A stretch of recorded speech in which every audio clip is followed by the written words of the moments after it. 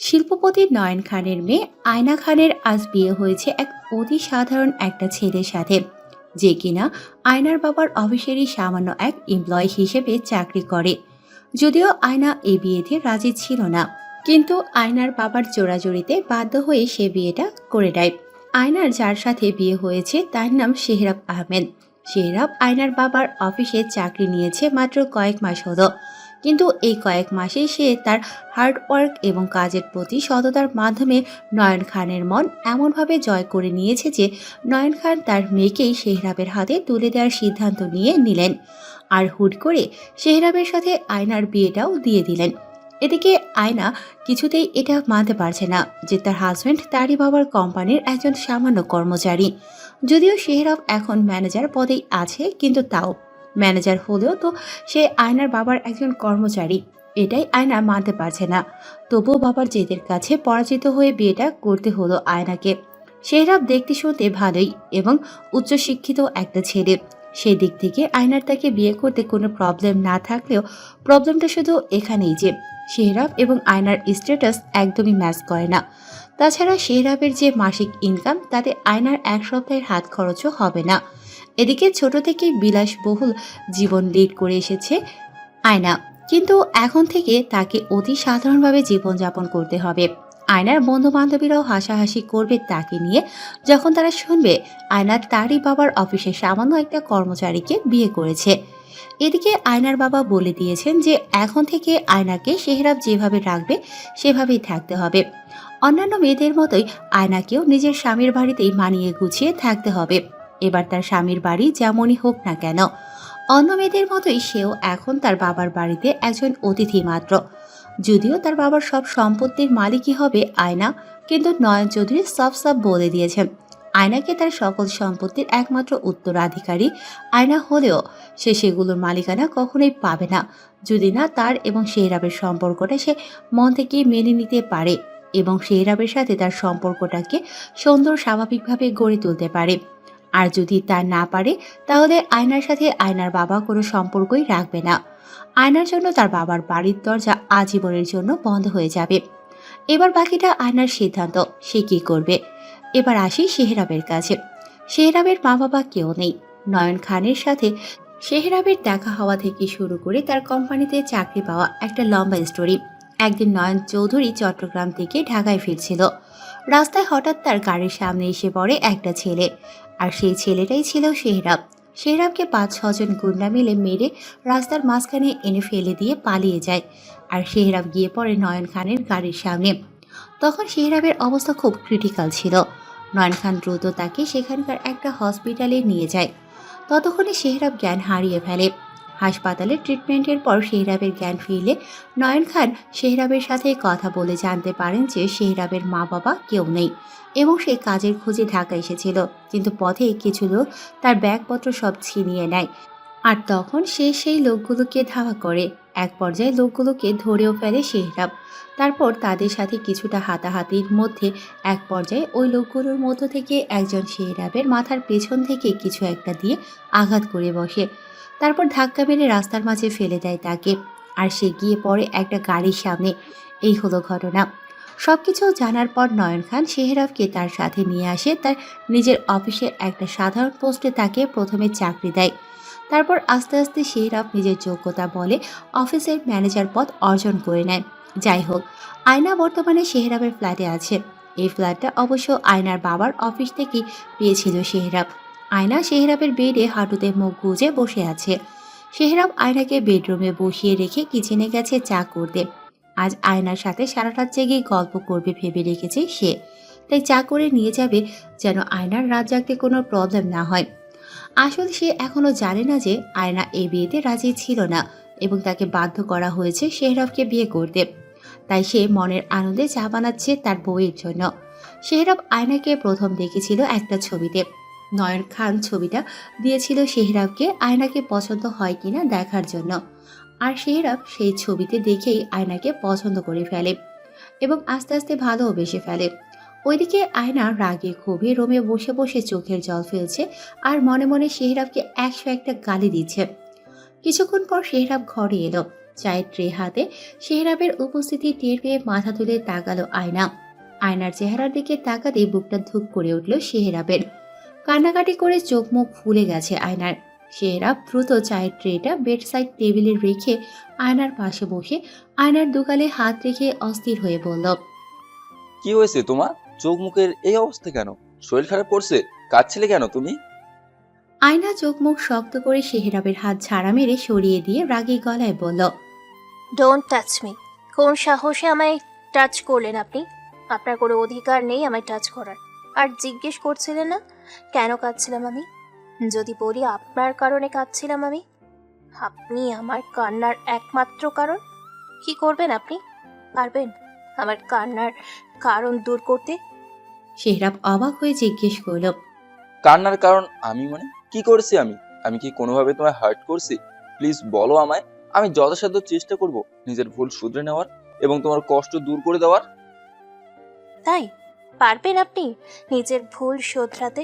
আর আমার কষ্ট দূর করতে পারবেন না, কারণ আমার যেই ক্ষতিটা আপনি করে ফেলেছেন সেটা আর কোনোভাবেই পূরণ করতে পারবেন না আপনি। কিন্তু কি করেছি আমি সেটা তো বলো। কি ক্ষতি করেছি আমি তোমার? বুঝতে পারছেন না কি ক্ষতি করেছেন?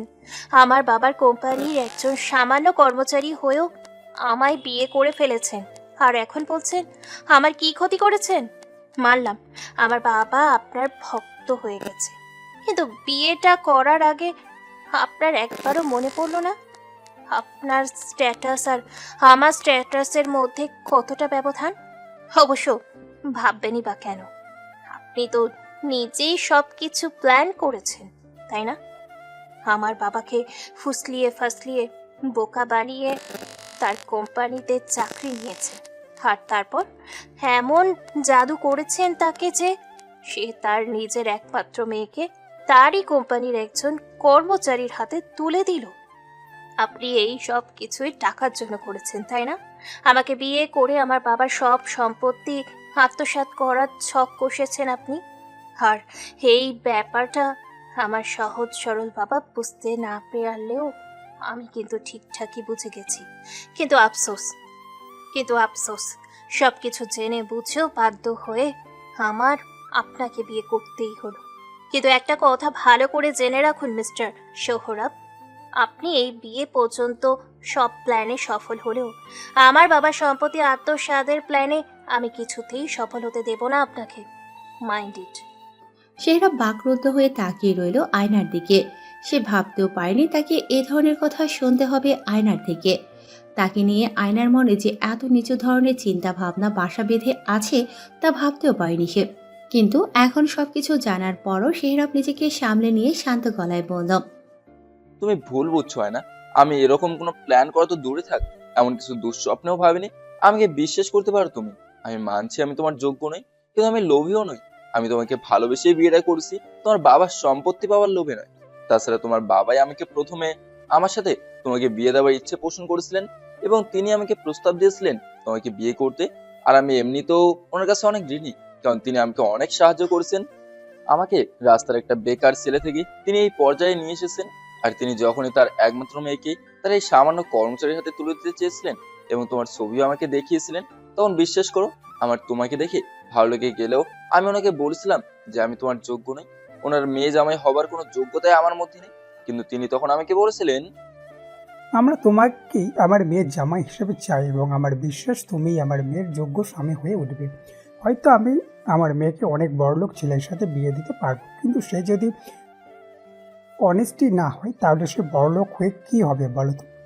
তিনি আরো নানাভাবে আমাকে বোঝান এবং অবশেষে ওনার রিকোয়েস্ট ফেলতে না পেরে আমিও বিয়েতে রাজি হয়ে যাই। হো, তার মানে আপনি এখন বলতে চাইছেন যে আপনি আমায় বিয়ে করে আমার বাবাকে আর আমাকে অনুগ্রহ করেছেন? আরে না না, আমি এরকম কিছুই মিন করিনি। বিশ্বাস করো, আমি জাস্ট এটাই বলতে চাইছিলাম যে আমি বিয়ের আগে যদি কোনোভাবে জানতে পারতাম যে তুমি আমি বিয়ে করতে চাও না, তাহলে আমি যে করেই হোক তোমার বাবাকে বুঝিয়ে বিয়েটা ক্যান্সেল করে দিতাম। প্রয়োজন হলে ওনার দোয়া চাকরিটাই ছেড়ে দিতাম, কিন্তু তবুও তোমার চোখের জলের কারণে আমি হতাম না। বিশ্বাস করো। কিন্তু এখন আর এসব বলে লাভ কি? বিয়ের আগে তো একবারও জানতে চাননি আমি আপনাকে বিয়ে করতে চাই কি না। সেটাই আমার সবচেয়ে বড় ভুল হয়েছে। কিন্তু আমি তো বিয়ের আগে তোমার সাথে দেখা করার সুযোগই পাইনি। হুট করেই তোমার বাবা এসে বললেন তোমাকে বিয়ে করতে, আর হুট করেই তোমার সাথে আমার বিয়েটাও হয়ে গেল। এর মধ্যে তোমার সাথে আমার সরাসরি দেখা করার কোনো সুযোগই হয়নি। তবে আমি তোমার বাবাকে জিজ্ঞেস করেছিলাম তুমি ওই বিয়েতে রাজি কিনা। তখন উনি আমাকে বলেছিলেন তুমি ওনার কোনো কথারই অমান্য করো না, আর এই বিয়েতেও তোমার মত আছে। তাই তো আমি আর এসব নিয়ে ভাবিনি। আমি কি জানতাম বলো তোমার বাবা যে জোর করে তোমাকে আমার সাথে বিয়ে দিচ্ছে? আয়না কাঁদতে কাঁদতে বলল, কিন্তু এখন আমি কি করব?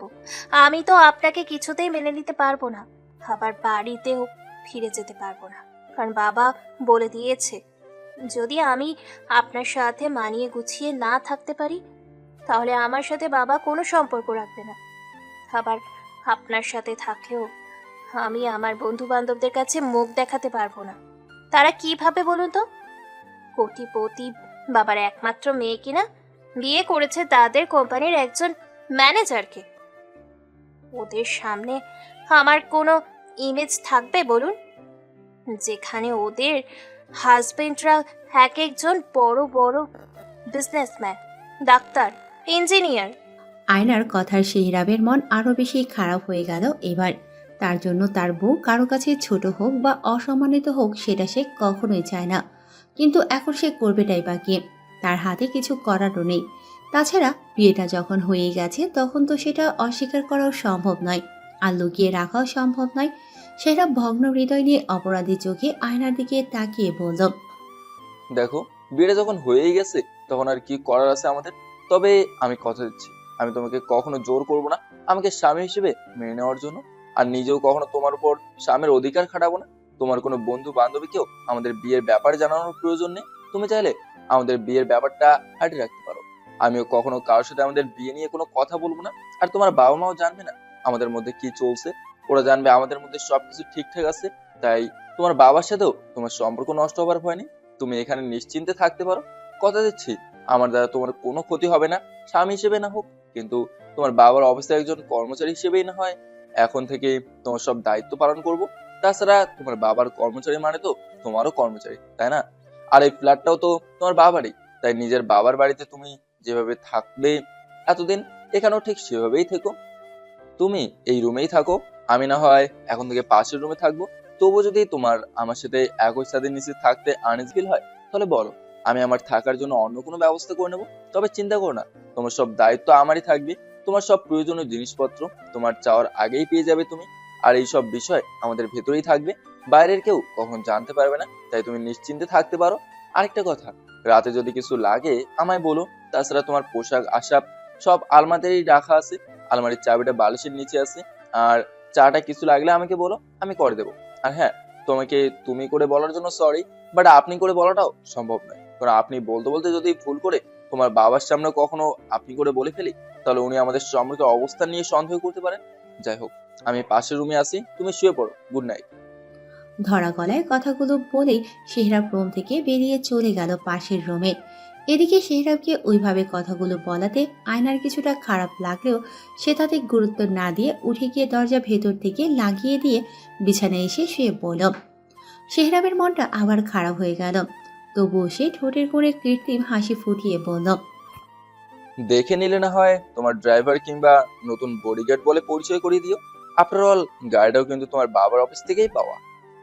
আয়না সেহরাবের কথাটা শুনে আর কিছু না বলে বারান্দার দিকে চলে যেতে লাগলো। সেহরাব পেছন থেকে ডেকে বলল, আমি কি ওয়েট করব? আয়না পেছনে না ফিরেই বলল, আপনার ইচ্ছে। কথাটা বলেই আয়না চলে গেল বারান্দায়। সেহরাব কিছুক্ষণ দরজার বাইরেই স্থির দাঁড়িয়ে থেকে একটা দীর্ঘশ্বাস ছেড়ে চলে গেল পাশের রুমে। গিয়ে অফিসে যাওয়ার জন্য রেডি হতে লাগলো সে। সেহরাব রেডি হয়ে ডাইনিং রুমে গিয়ে দেখে আয়না এখনও ডাইনিং রুমে আসেনি। সেহরাব কিছুক্ষণ ডাইনিং রুমে ওয়েট করতে লাগলো আয়নার জন্য। কিছুক্ষণ অপেক্ষা করতেই আয়না এসে হাজির হলো ডাইনিং টেবিলে। সে একেবারে রেডি হয়ে ব্যাগপত্র নিয়ে এসেছে। এসে সেহরাবকে কিছু না বলে চুপচাপ সে সেহরাবের থেকে 2 চেয়ার ডিস্টেন্স রেখে বসে পড়ে মাঝখানের একটা চেয়ারে। নিজের ব্যাগটা রেখে সেহরাব আয়নার দিকে কিছুক্ষণ তাকিয়ে থেকে একটা দীর্ঘশ্বাস ছেড়ে খাবারগুলো আয়নার দিকে এগিয়ে দিয়ে বসা থেকে উঠে পড়ল। চেয়ারের মাথা থেকে নিজের ব্লেজারটা হাতে নিয়ে আয়নার উদ্দেশ্যে বলল, আমি গাড়িতে ওয়েট করছি, তুমি নাস্তা সেরে চলে এসো। আর এই নাও ফ্ল্যাটের চাবি, যাওয়ার সময় দরজা লক করে যেও। শেহরাবের কথার বিপরীতে আয়না কোনো প্রত্যুত্তর দেয়া তো দূরে থাক, শেহরাবের দিকে চোখ তুলেও তাকালো না সে।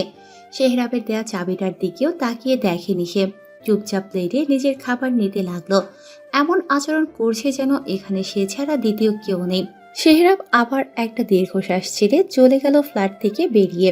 শেহরাব ভেবেছিল যতই শেহরাবের প্রতি আয়নার রাগ থাক কিংবা তাদের মধ্যে কোনো স্বাভাবিক সম্পর্ক না থাক, অন্তত ভদ্রতার খাতিরে হলেও আয়না জিজ্ঞেস করবে শেহরাবকে যে শেহরাব খেয়েছে কিনা।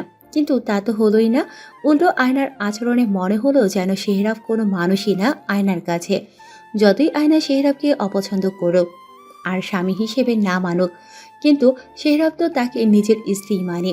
আর তাই সে আয়নার থেকে অন্য কিছু এক্সপেক্ট না করলেও যেহেতু তারা একই বাড়িতে থাকছে, তাই অন্তত একটা মানুষ হিসেবেও তো আয়না এইটুকু জিজ্ঞেস করতেই পারত যে আপনি খেয়েছেন কিনা বা আপনি খাবেন না। কিন্তু এইটুকু আশা করো বৃথা হলো শেহরাবের।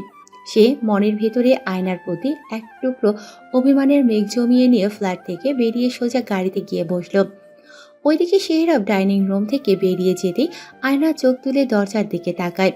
তার মনে কিছুটা খারাপ লাগা কাজ করে শেহরাবের প্রতি নিজের এইসব আচরণের জন্য। কিন্তু কেন এমন লাগছে তার সে তা বুঝতে পারছে না। আয়না জানে না শেহরাব নাস্তা করে বেরিয়েছে কিনা। এদিকে তারও তেমন একটা ইচ্ছে করছে না নাস্তা করতে, তাই সে কোনো রকমে 2টা পাউরুটি পিস খেয়ে 1 গ্লাস পানি পান করে ফ্ল্যাটের চাবিটা নিয়ে সাইড ব্যাগটা কাঁধে নিয়ে বেরিয়ে পড়ে ফ্ল্যাট থেকে। তারপর ফ্ল্যাটের মেন দরজাটা লক করে লিফটের কাছে চলে যায়। লিফট দিয়ে নিচে নেমে দেখে সামনে শেহরাব গাড়ি নিয়ে বসে আছে। আয়না গাড়ির কাছে এগিয়ে গিয়ে চুপচাপ গিয়ে পেছনের দরজা খুলে পেছনের সিটে বসে পড়ে। শেহরাব মনে মনে একটা তাচ্ছিলের হাসি দিয়ে লুকিং গ্লাসের মধ্যে আয়নার দিকে তাকিয়ে বলল, তা কোথায় যাবেন আপনি ম্যাডাম? আয়না শেহরাবের কথা শুনে বুঝতে পারল শেহরাব তার সাথে টিটকারি করে কথা বলছে। তবুও আয়না নিজেকে শান্ত রাখার চেষ্টা করে বাইরের দিকে তাকিয়ে বলল, আরবি ফ্যাশন ইন্ডাস্ট্রির সামনে যান। আরবি ফ্যাশন ইউনিভার্স নামটা শুনে শেহরাবের কাশি উঠে গেল। সে নিজেকে কোনো রকমে সামলে নিয়ে বলে উঠল, আবু ওইখানে কেন? হঠাৎ সেখানে কেন যেতে চাইছো? না মানে বলছি যে সেখানে কি তোমার পরিচিত কেউ আছে, কিংবা তোমার পরিচিত কারো কোম্পানি নাকি ওইটা? শেহরাবের প্রশ্নে আয়না কিছুটা বিরক্ত হলো। সে ভ্রু কুঁচকে বলল, না, আমার পরিচিত কোনো কোম্পানি নয়, কিন্তু এইখানে আমার এক বান্ধবী জব করে। ও কিছুদিন আগে বলেছিল যে ওদের কোম্পানিতে কিছু ফ্যাশন ডিজাইনার নেবে, আর আজ তার ইন্টারভিউ নেওয়া হবে সেখানে। আমি তো ফ্যাশন ডিজাইনিং নিয়েই পড়েছি, তাই ওই চাকরিটার জন্য অ্যাপ্লাই করেছিলাম আমি। আজ ইন্টারভিউ দিতেই যাচ্ছি সেখানে। কিন্তু আপনি এত প্রশ্ন কেন করছেন আমায়? প্লিজ তাড়াতাড়ি গাড়ি স্টার্ট দিন, নয়তো লেট হতে পারে আমার। শেহরাব একটা শুকনো ঢোক গিলে বলল, হ্যাঁ হ্যাঁ, এই তো স্টার্ট দিচ্ছি। কিন্তু বলছিলাম যে তুমি এত বড় একটা কোম্পানির মালিকের মেয়ে, নিজে একজন কোটিপতির মেয়ে হয়েও অন্য একটা কোম্পানিতে চাকরি করবে, তোমার ইমেজ নষ্ট হবে না? আয়না তা ছিঁড়ে স্বরে বলল, আপনার কি মনে হয় এখনো আমার ইমেজ আছে? যার বাবা তার মেয়েকে নিজেই অফিসের এক সামান্য ম্যানেজারের সাথে বিয়ে দিয়ে দেয়, তার কি আর কোনো ইমেজ থাকে? যার বাবা মেয়েকে জোর করে বিয়ে দিয়ে বলে, আজ থেকে তুই এ বাড়ির একজন অতিথি মাত্র, সেখানে কোটিপতি মেয়ের হওয়া সত্ত্বেও জাস্ট নাম মাত্র। তার চেয়ে বড় কথা, আমি কারো দয়া বা অনুগ্রহ নিয়ে বাঁচতে চাই না, না বাবার আর না আপনার।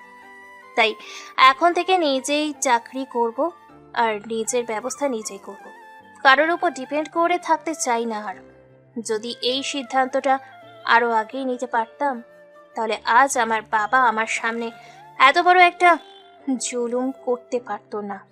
শেহরাব আর কথা না বাড়িয়ে দ্রুত গাড়ি স্টার্ট দিল। ড্রাইভ করতে করতে মনে মনে বলতে লাগলো, কাজ সেরেছে, এবার তো দেখছি নির্ঘাত কেস খেয়ে যাবো। সাবধানে থাকতে হবে এখান থেকে, সাবধানের মায়ের নেই সরাব, সো বি কেয়ারফুল। ইন্টারভিউ এর জন্য অপেক্ষা করছে আয়না। আরও অনেকেই এসেছে ইন্টারভিউ দেওয়ার জন্য। এদিকে অফিসের বস এখনো এসে পৌঁছায়নি অফিসে। তারা কিছুক্ষণ ওয়েট করার পর রিসেপশনের মেয়েটি তাদের কাছে এসে বলল, সরি ম্যাম, আপনাদের এতক্ষণ ওয়েট করে রাখার জন্য। আসলে হঠাৎ করে বস ফোন করে জানালেন আজ তিনি অফিসে আসতে পারবেন না, কারণ তিনি একটা জরুরি কাজে আটকে পড়েছেন। তার ইন্টারভিউ নেওয়ার দায়িত্ব তিনি ম্যানেজার আমান আর সিনিয়র দুজন ফ্যাশন ডিজাইনারকে দিয়েছে। আর সবাইকে ব্যাপারটা সম্পর্কে অবগত করতে গিয়ে একটু সময় লেগে গেল। তার জন্য আমরা আন্তরিকভাবে দুঃখিত। প্লিজ কষ্ট করে আর কিছু সময় অপেক্ষা করুন, আপনাদের কিছুক্ষণের মধ্যে দেখা হবে। সবাই মেয়েটার উদ্দেশ্যে মিষ্টি হেসে বলল। It's okay, no problem. মেয়েটাও সবার উদ্দেশ্যে মিষ্টি হেসে চলে গেল নিজের জায়গায়। আয়নার ইন্টারভিউ বেশ ভালোই হয়েছে। ইন্টারভিউ শেষে আয়নাকে বলে দেওয়া হয়েছে যে তার ইন্টারভিউ এর রেজাল্ট 2-1 দিনের মধ্যেই দেওয়া হবে এবং বস যদি তার ডিজাইনগুলো পছন্দ করে আর সে ফ্যাশন ডিজাইনার হিসেবে সিলেক্ট হয়ে যায় তাহলে সাথে সাথেই চাকরিতে জয়েন করতে পারবে সে। আয়নার নিজের মনেও কনফিডেন্স আছে যে চাকরিটা পাবেই, তাই খুশি মনে ফ্ল্যাটে ফিরে সে সারাদিন বাড়ি থেকে আনা কয়েকটা বই পড়ে আর খেয়ে ঘুমিয়ে কাটিয়ে দেয় আয়না। সেহরাব অফিসে যাওয়ার আগেই আয়নার দুপুরের খাবার দাবারের ব্যবস্থা করে গিয়েছিল। এদিকে বাড়িতে বাবা মায়ের সাথে রাগ করে কথা বলা বন্ধ রেখেছে আয়না। ওর বাবা মা কয়েকবার ফোন করলেও রিসিভ করেনি আয়না। রাতে তাড়াতাড়ি সেহরাব বাড়ি ফিরে এসে দেখে আয়নার ঘরের দরজা ভেতর থেকে লক করা। সে কিছুটা ইতস্তত করেও আয়নার ঘরের দরজায় নক করল। 2 বার নকের পর ভেতর থেকে আয়না বলে উঠল, কে? আমি রাতের জন্য খাবার নিয়ে এসেছি, খেয়ে নাও এসে। আমি রুমে যাচ্ছি, খাবারগুলো ডাইনিং টেবিলে রাখা আছে। কথাগুলো বলেই সেহরাব নিজের রুমে চলে গেল। আয়না হাতের বইটা বিছানায় রেখে বিছানা ছেড়ে উঠে দাঁড়ালো। ড্রেসিং টেবিলের সামনে গিয়ে নিজের চুলগুলো ঠিক করে নিয়ে দরজা খুলে ডাইনিং রুমে চলে গেল। গিয়ে দেখে টেবিলের উপরে বিরিয়ানির প্যাকেট রাখা আছে 2টা। আয়না একটা প্যাকেট থেকে প্লেটে করে নিজের জন্য সামান্য করে বিরিয়ানি আর একটা কাবাব নিয়ে চলে গেল নিজের রুমে। ওইদিকে সেহরাব ফ্রেশ হয়ে ড্রেস চেঞ্জ করে এসে দেখে আয়না নেই আর বিরিয়ানির প্যাকেট একটা খোলা। সে বুঝতে পারল আয়না খাবার নিয়ে নিজের ঘরে চলে গেছে। সেহরাব দীর্ঘশ্বাস ছেড়ে চেয়ার টেনে বসে পড়ল বিরিয়ানির একটা প্যাকেট নিয়ে। রাতে আর আয়নার সাথে সেহরাবের দেখা বা কোনো কথা হয়নি। পরের দিন সকালে কিচেনে গিয়ে দেখা হয় আয়না আর সেহরাবের। আয়নাকে কিচেন রুমে দেখে সেহরাব অবাক হয়ে জিজ্ঞেস করল, আরে আরে, এখানে কি করছো তুমি? কিছু লাগলে আমায় বলতে পারতে। আর আজ এত সকাল সকাল ঘুম থেকে উঠলে যে? ঘুম ভেঙে গেছে তাই। ও আচ্ছা, কিন্তু তুমি কিচেনে কি করছো? দেখি সরো, আমি চা বানিয়ে দিচ্ছি। তার প্রয়োজন নেই, আমিও চা বানাতে পারি। তাছাড়া আমি কারোর উপর ডিপেন্ড করে থাকতে চাই না কোনো কাজে।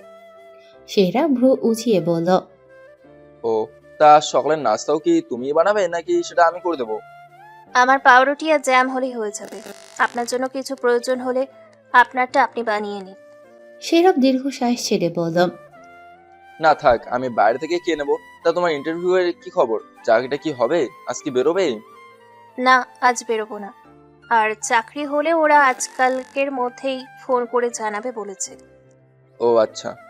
বলে সেহরাব বেরিয়ে গেল কিচেন রুম থেকে। আয়নাও চা বানিয়ে নিজের জন্য চা নিয়ে চলে গেল নিজের রুমে। আর সেহরাব গিয়ে গোসল করে রেডি হয়ে নিল অফিসে যাওয়ার জন্য। 8টার দিকে সেহরাব বেরিয়ে গেল অফিসের উদ্দেশ্যে। আর যাওয়ার আগে আয়নাকে বলে গেছে দুপুরে সে রেস্টুরেন্ট থেকে খাবার অর্ডার করে পাঠিয়ে দেবে। তাই আয়না যেন রান্নাবান্না করতে গিয়ে আবার হাত পা পুড়ে না বসে থাকে। আয়না সেহরাবের কথা শুনে মুচকি মেরে মুখ ঘুরিয়ে চলে যায় রুমের ভেতরে। তাই দেখে সেহরাব মুচকি হেসে বেরিয়ে পড়ে অফিসের উদ্দেশ্যে। সকাল 10টা। আরবি ফ্যাশন ইউনিভার্স এর ওনার শাহবাজ আরবি নিজের কেবিনে বসে আছে। তার সামনে ম্যানেজার আমান সাহেব বসে আছেন। তিনি শাহবাজ এর উদ্দেশ্যে বললেন, স্যার, তাহলে কি আমরা এই 3জনকে নতুন ফ্যাশন ডিজাইনার হিসাবে সিলেক্ট করব? Yeah sure. আর ওনাদের কালকের মধ্যেই কোম্পানিতে জয়েন করতে বলে দিন। আর হ্যাঁ, কোম্পানিতে যে কোনো মিটিং ফিক্সড করলে অবশ্যই মিটিং এর একদিন আগে আমাকে জানাবেন। জানেনই তো, যখন তখন আমার পক্ষে অফিসে আসা সম্ভব নয়। জি স্যার, অবশ্যই। আর স্যার, কালকে কি আপনি অফিসে আসবেন? না, কেন? না স্যার, না মানে কালকে যেহেতু আমাদের নতুন ডিজাইনাররা জয়েন করবে তাই বলছিলাম আর কি। আপনি এলে ওনাদের সাথে আপনাকে পরিচয় করিয়ে দিতাম। তার কোনো প্রয়োজন নেই। তারা তাদের সেক্টরে কাজ করবে এবং মাস শেষে মাইনে নেবে। এর বাইরে আর কিছু না। তাই বিশেষভাবে কারোর সাথে দেখা সাক্ষাৎ বা পরিচিত হওয়ার প্রয়োজন বোধ করছি না আমি। Okay sir. এবার আপনি আসতে পারেন। আর শুনুন, আমাদের আমেরিকার সাথে যে ডিলটা হয়েছিল তার কাজ কতটুকু এগিয়েছে? স্যার, কাজ প্রায় শেষের দিকে।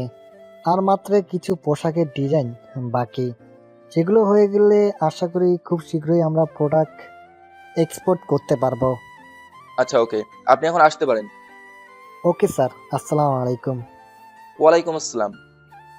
ম্যানেজার শাহবাজের রুম থেকে বেরিয়ে যেতেই শাহবাজ টেবিলের ওপর থেকে একটা ফাইল নিয়ে খুলে তাতে থাকা বায়োডাটা আর ছবিটাতে হাত বোলাতে বোলাতে মুচকি হেসে বলে উঠল। ওয়েলকাম মিস আয়না। উফ সরি মিসেস আয়না। বলেই সজোরে হেসে উঠল শাহবাজ। তারপর ছবিটাতে চুমু এঁকে দিয়ে বলল, কবে কাছে আসবে জানেমান? কবে নিজের কাছে টেনে নেবে আমায়? আর কত অপেক্ষা করতে হবে তোমার ভালোবাসা পাওয়ার জন্য? কথাগুলো বলতে বলতে চেয়ারে হেলান দিয়ে আয়নার ফাইলটাকে বুকে চেপে ধরে চোখ বন্ধ করে নিল শাহবাজ। সকালে সোফায় বসে চা খাচ্ছে আর ল্যাপটপে কিছু কাজ করছে সেহরাব। আজ অফিসে যাবে না সে। এর মধ্যেই হঠাৎ করে আয়না হন হন করে ব্যাগ কাঁধে বাসা থেকে বেরিয়ে যেতে লাগলো সেহরাবের সামনে দিয়ে।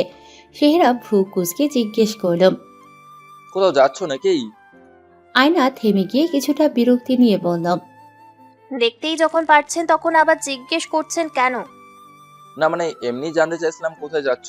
আসলে আজ তোমার বাবা মা আসবে এই বাসায়, তাই বলছিলাম যে আজ কোথাও না বেরোলে হয় না? শান্ত গলায় উত্তর দিল আয়না। না, হয় না, কারণ আমার আজ চাকরির জয়েনিং আছে, আর এই চাকরিটা আমার কাছে খুব ইম্পর্টেন্ট। তাছাড়া যাদের কাছে আমার কোনো ইম্পর্টেন্স নেই, আমার কাছেও তাদের কোনো ইম্পর্টেন্স নেই। আশা করি বুঝতে পেরেছেন। তাই শুধু শুধু আমার টাইম নষ্ট করবে না। আমার 9টার আগেই অফিসে পৌঁছতে হবে। কথাগুলো বলেই ফ্ল্যাট থেকে বেরিয়ে গেল আয়না। একটা দীর্ঘশ্বাস ছেড়ে সেহরাব দু হাতে নিজের চুল টেনে ধরে চোখ জোড়া বন্ধ করে নিল। কেটে গেছে 1 মাস। এই 1 মাসে সেহরাবের সাথে আয়নার সম্পর্কের তেমন কোনো পরিবর্তন সেহরাব লক্ষ্য করেনি। আয়না সারাদিন থাকে অফিসে আর রাত হলে বাড়ি ফেরে। শুধু সকালে বাড়ি থেকে বের হবার আগে আর বাড়িতে ফেরার পর একবার হয়তো একটু একটু দেখা সাক্ষাৎ হয় সেহরাব আর আয়নার মাঝে। অথচ সেই সময়টুকুতেও আয়না সেহরাবকে তেমন একটা পাত্তা দেয় না।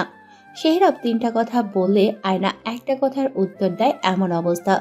সে নিজের জন্য খাবারের ব্যবস্থা নিজেই করে। আর বেচারা সেহরাব বাইরে থেকেই খাবার খেয়ে আসে সব সময়, কারণ আয়না শুধু নিজের জন্যই রান্না করে। এদিকে সেহরাব কাজের জন্য রান্নাবান্না করার মতো সময় পায় না তেমন। আর সময় পেলেও ক্লান্তির কারণে তখন আর ইচ্ছেও করে না রান্নাবান্না করতে, তাই বাইরে থেকেই খেয়ে নেয় সে। যাই হোক, আজ আয়নার চাকরির 1 মাস পূর্ণ হলো। চাকরির প্রথম বেতন পেল আজ। যোগ্যতা আর দক্ষতার বিচারে প্রথম অবস্থাতেই তার বেতন ধরা হয়েছে 50,000 টাকা। বেতন পেয়ে সে নিজের জন্য কিছু প্রয়োজনীয় জিনিসপত্র আর কিছু পোশাক কেনাকাটা করে আরও কিছু কাজ সেরে বাসায় ফিরতে ফিরতে একটু লেট হয়ে গেছে আয়নার। যাই হোক, বাসায় ঢুকিয়ে দেখে সেহরাব সোফায় বসে ল্যাপটপে কোনো একটা কাজ করছে। আয়না সেহরাবের সামনে যেতেই সেহরাব মাথা তুলে একবার আয়নার দিকে তাকিয়ে আবার ল্যাপটপে মনোযোগ দিল। আসলে আয়নার ব্যবহারে সেহরাবের মনে একটু একটু করে অভিমান জমতে জমতে এখন সেটা আস্ত একটা পাহাড়ের ন্যায় আকার ধারণ করেছে।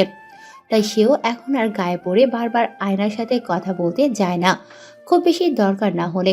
আর এই ব্যাপারটা আয়নাও কিছুদিন যাবৎ লক্ষ্য করেছে যে সেহরাব এখন আর আগের মতো আয়নার সাথে যখন তখন কথা বলতে চায় না। আয়নাকে দেখলেও চোখ সরিয়ে নেয় আয়নার থেকে। মোট কথা, প্রথম দিকের সেহরাব আর এখনের সেহরাবের একরকম মনে হয় না আয়নার কাছে। তবুও আয়না এইসবে গুরুত্ব দিতে চায় না। সে চুপচাপ গিয়ে সেহরাবের সামনে দাঁড়িয়ে সেহরাবের দৃষ্টি আকর্ষণে গলাটা একটু ঝাড়া দিয়ে বলতে লাগলো, আমি একটা সিদ্ধান্ত নিয়েছি, আর সেটা হলো আমি অন্য বাসায় শিফট করব। আর যেহেতু আমি এখন চাকরি করছি, তাই আমার মনে হয় শুধু শুধু এখন আর আমাদের একই বাসায় থাকার কোনো মানেই নেই। সেই জন্য আমি একটা বাসাও ঠিক করে নিয়েছি আমার অফিসের কাছাকাছি। 2 দিনের মধ্যেই সেখানে শিফট করব। আপনার বাসায় এতদিন ছিলাম, তাই আপনাকে জানানো উচিত মনে হয়েছিল, তাই ব্যাপারটা জানিয়ে রাখলাম। কথাগুলো বলেই আয়না নিজের রুমের দিকে পা বাড়ালো। আর তখনই ল্যাপটপে চোখ রেখে কিছুটা ধরা গলায় বলে উঠল সেহরাব, আমার সাথে একই বাসে থাকতে যখন এতই প্রবলেম, তখন আমাকে বলতেই পারতে। আমি তো প্রথম রাতেই বলে দিয়েছিলাম যে আমার সাথে একসাথে নিচে থাকতে প্রবলেম হলে বলে দিও, তাহলে আমি চলে যেতাম অন্য কোথাও থাকার ব্যবস্থা করে। আর এই ফ্ল্যাটটা তো তোমার বাবার, তার মানে তোমারই। তাহলে তোমার বাসা ছেড়ে তুমি কেন অন্য কোথাও গিয়ে ভাড়া থাকবে? তার চেয়ে বরং তুমি এখানেই থাকো। আমি বরং কাল সকালে এখান থেকে চলে যাব। আজ রাতটা না হয় কষ্ট করে আমার সাথে একটু বাসায় ম্যানেজ করে নাও। তার কোনো প্রয়োজন নেই। আমি বাসার জন্য অ্যাডভান্স পেমেন্ট করে দিয়েছি। তাছাড়া এই বাসাটা আমার বাবার দিলেও এটা এখন আপনারই, তাই আপনার এখান থেকে যাওয়ার কোনো দরকার নেই। আসছি, গুড নাইট। তারপর দ্রুত পায়ে আয়না নিজের রুমে চলে গেল। এদিকে সেহরাবের ভেতরটা যেন কষ্টে ফেটেই যাচ্ছে। সে ভাবতেই পারেনি যে আয়না হঠাৎ করে এমন একটা সিদ্ধান্ত নিয়ে বসবে। যেমন আয়নার প্রতি এখন তার রাগ হচ্ছে, তেমন অভিমানগুলো তার গলায় এসে দলা পাকাচ্ছে। সেহরাব রাগে দুঃখে নিজেকে সামলাতে না পেরে এই রাতের বেলায় বাড়ি থেকে বেরিয়ে পড়ে গাড়ি নিয়ে। নিজের প্রতি নিজে এখন বিরক্ত সে। কেন তাকে কেউ ভালোবাসতে পারে না, কেন সবাই তাকে ছেড়ে চলে যায়, সব সময় এসব ভাবতে ভাবতেই ক্লান্ত সে। আজ তার সহ্যের সীমানা পার হয়ে যাচ্ছে যেন। সে হাই স্পিডে গাড়ি নিয়ে ছুটে মেন রোড ধরে।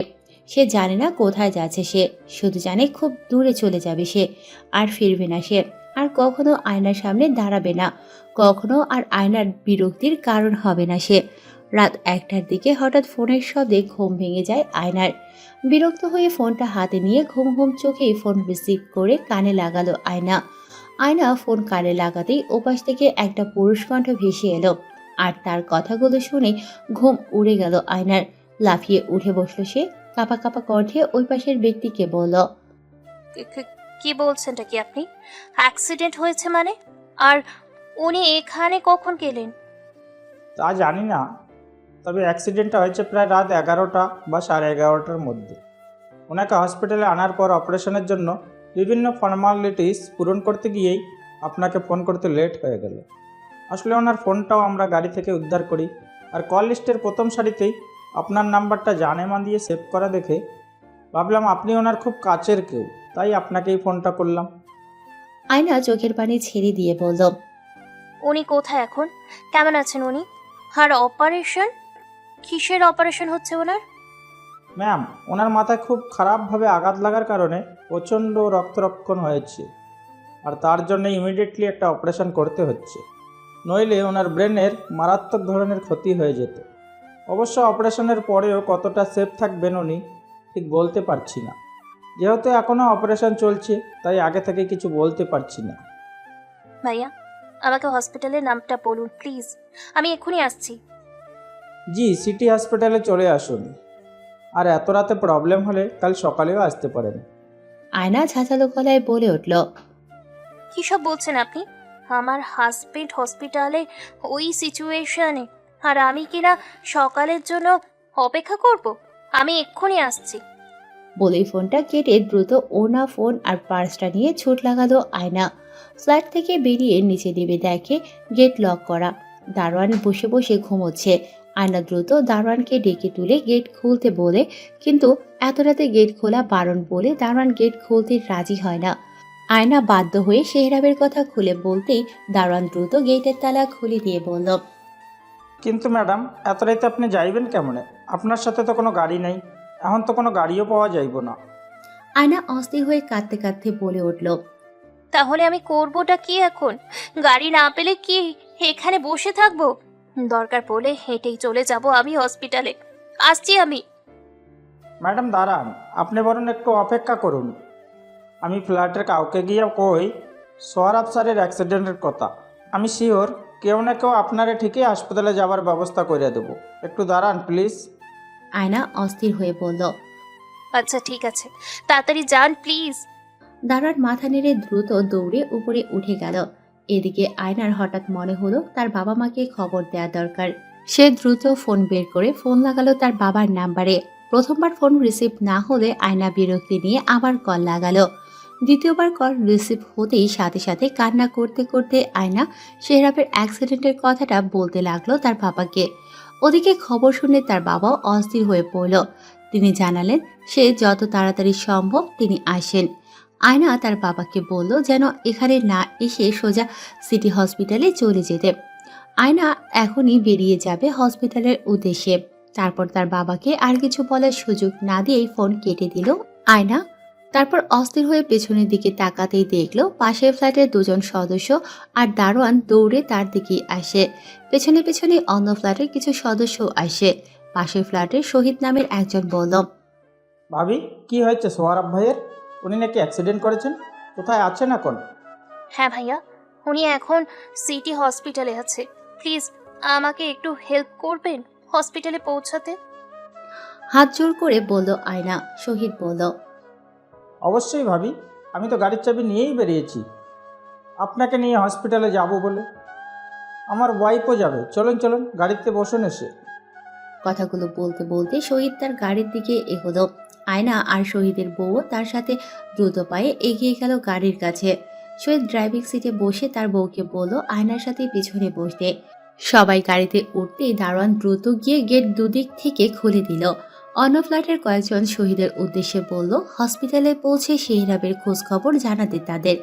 শহীদ মাথা নেড়ে গাড়ি নিয়ে বেরিয়ে গেল। হসপিটালে পৌঁছেই আয়না গাড়ি থেকে নেমে দৌড়ে গিয়ে রিসেপশনের মেয়েটিকে শেহরাবের কথা জিজ্ঞেস করতে লাগলো। পাশ থেকে একজন লোক বলে উঠল, এক্সকিউজ মি ম্যাডাম, আপনি তো সেই যাকে আমি ফোন করেছিলাম আধা ঘন্টা আগে, এই যে এই ফোনটা থেকে। আয়না লোকটার দিকে এলোমেলো চোখে কিছুক্ষণ তাকিয়ে থেকে খপ করে ফোনটা ওই লোকটার হাত থেকে নিয়ে ফোনের স্ক্রিনটা ছো মেরে দেখলো আয়নারই একটা ছবি শেহরাব আয়নার আগোচরে তুলে ওয়ালপেপারে দিয়ে রেখেছে। ছবিটা আয়নার বিয়ের দিনের, যখন তাকে শেহরাবের বাসায় নেওয়া হচ্ছিল গাড়িতে করে, তখন শেহরাব কোনো এক ফাঁকে বউয়ের সাজে বসে থাকা আয়নার এই ছবিটা তুলে নিয়েছিল।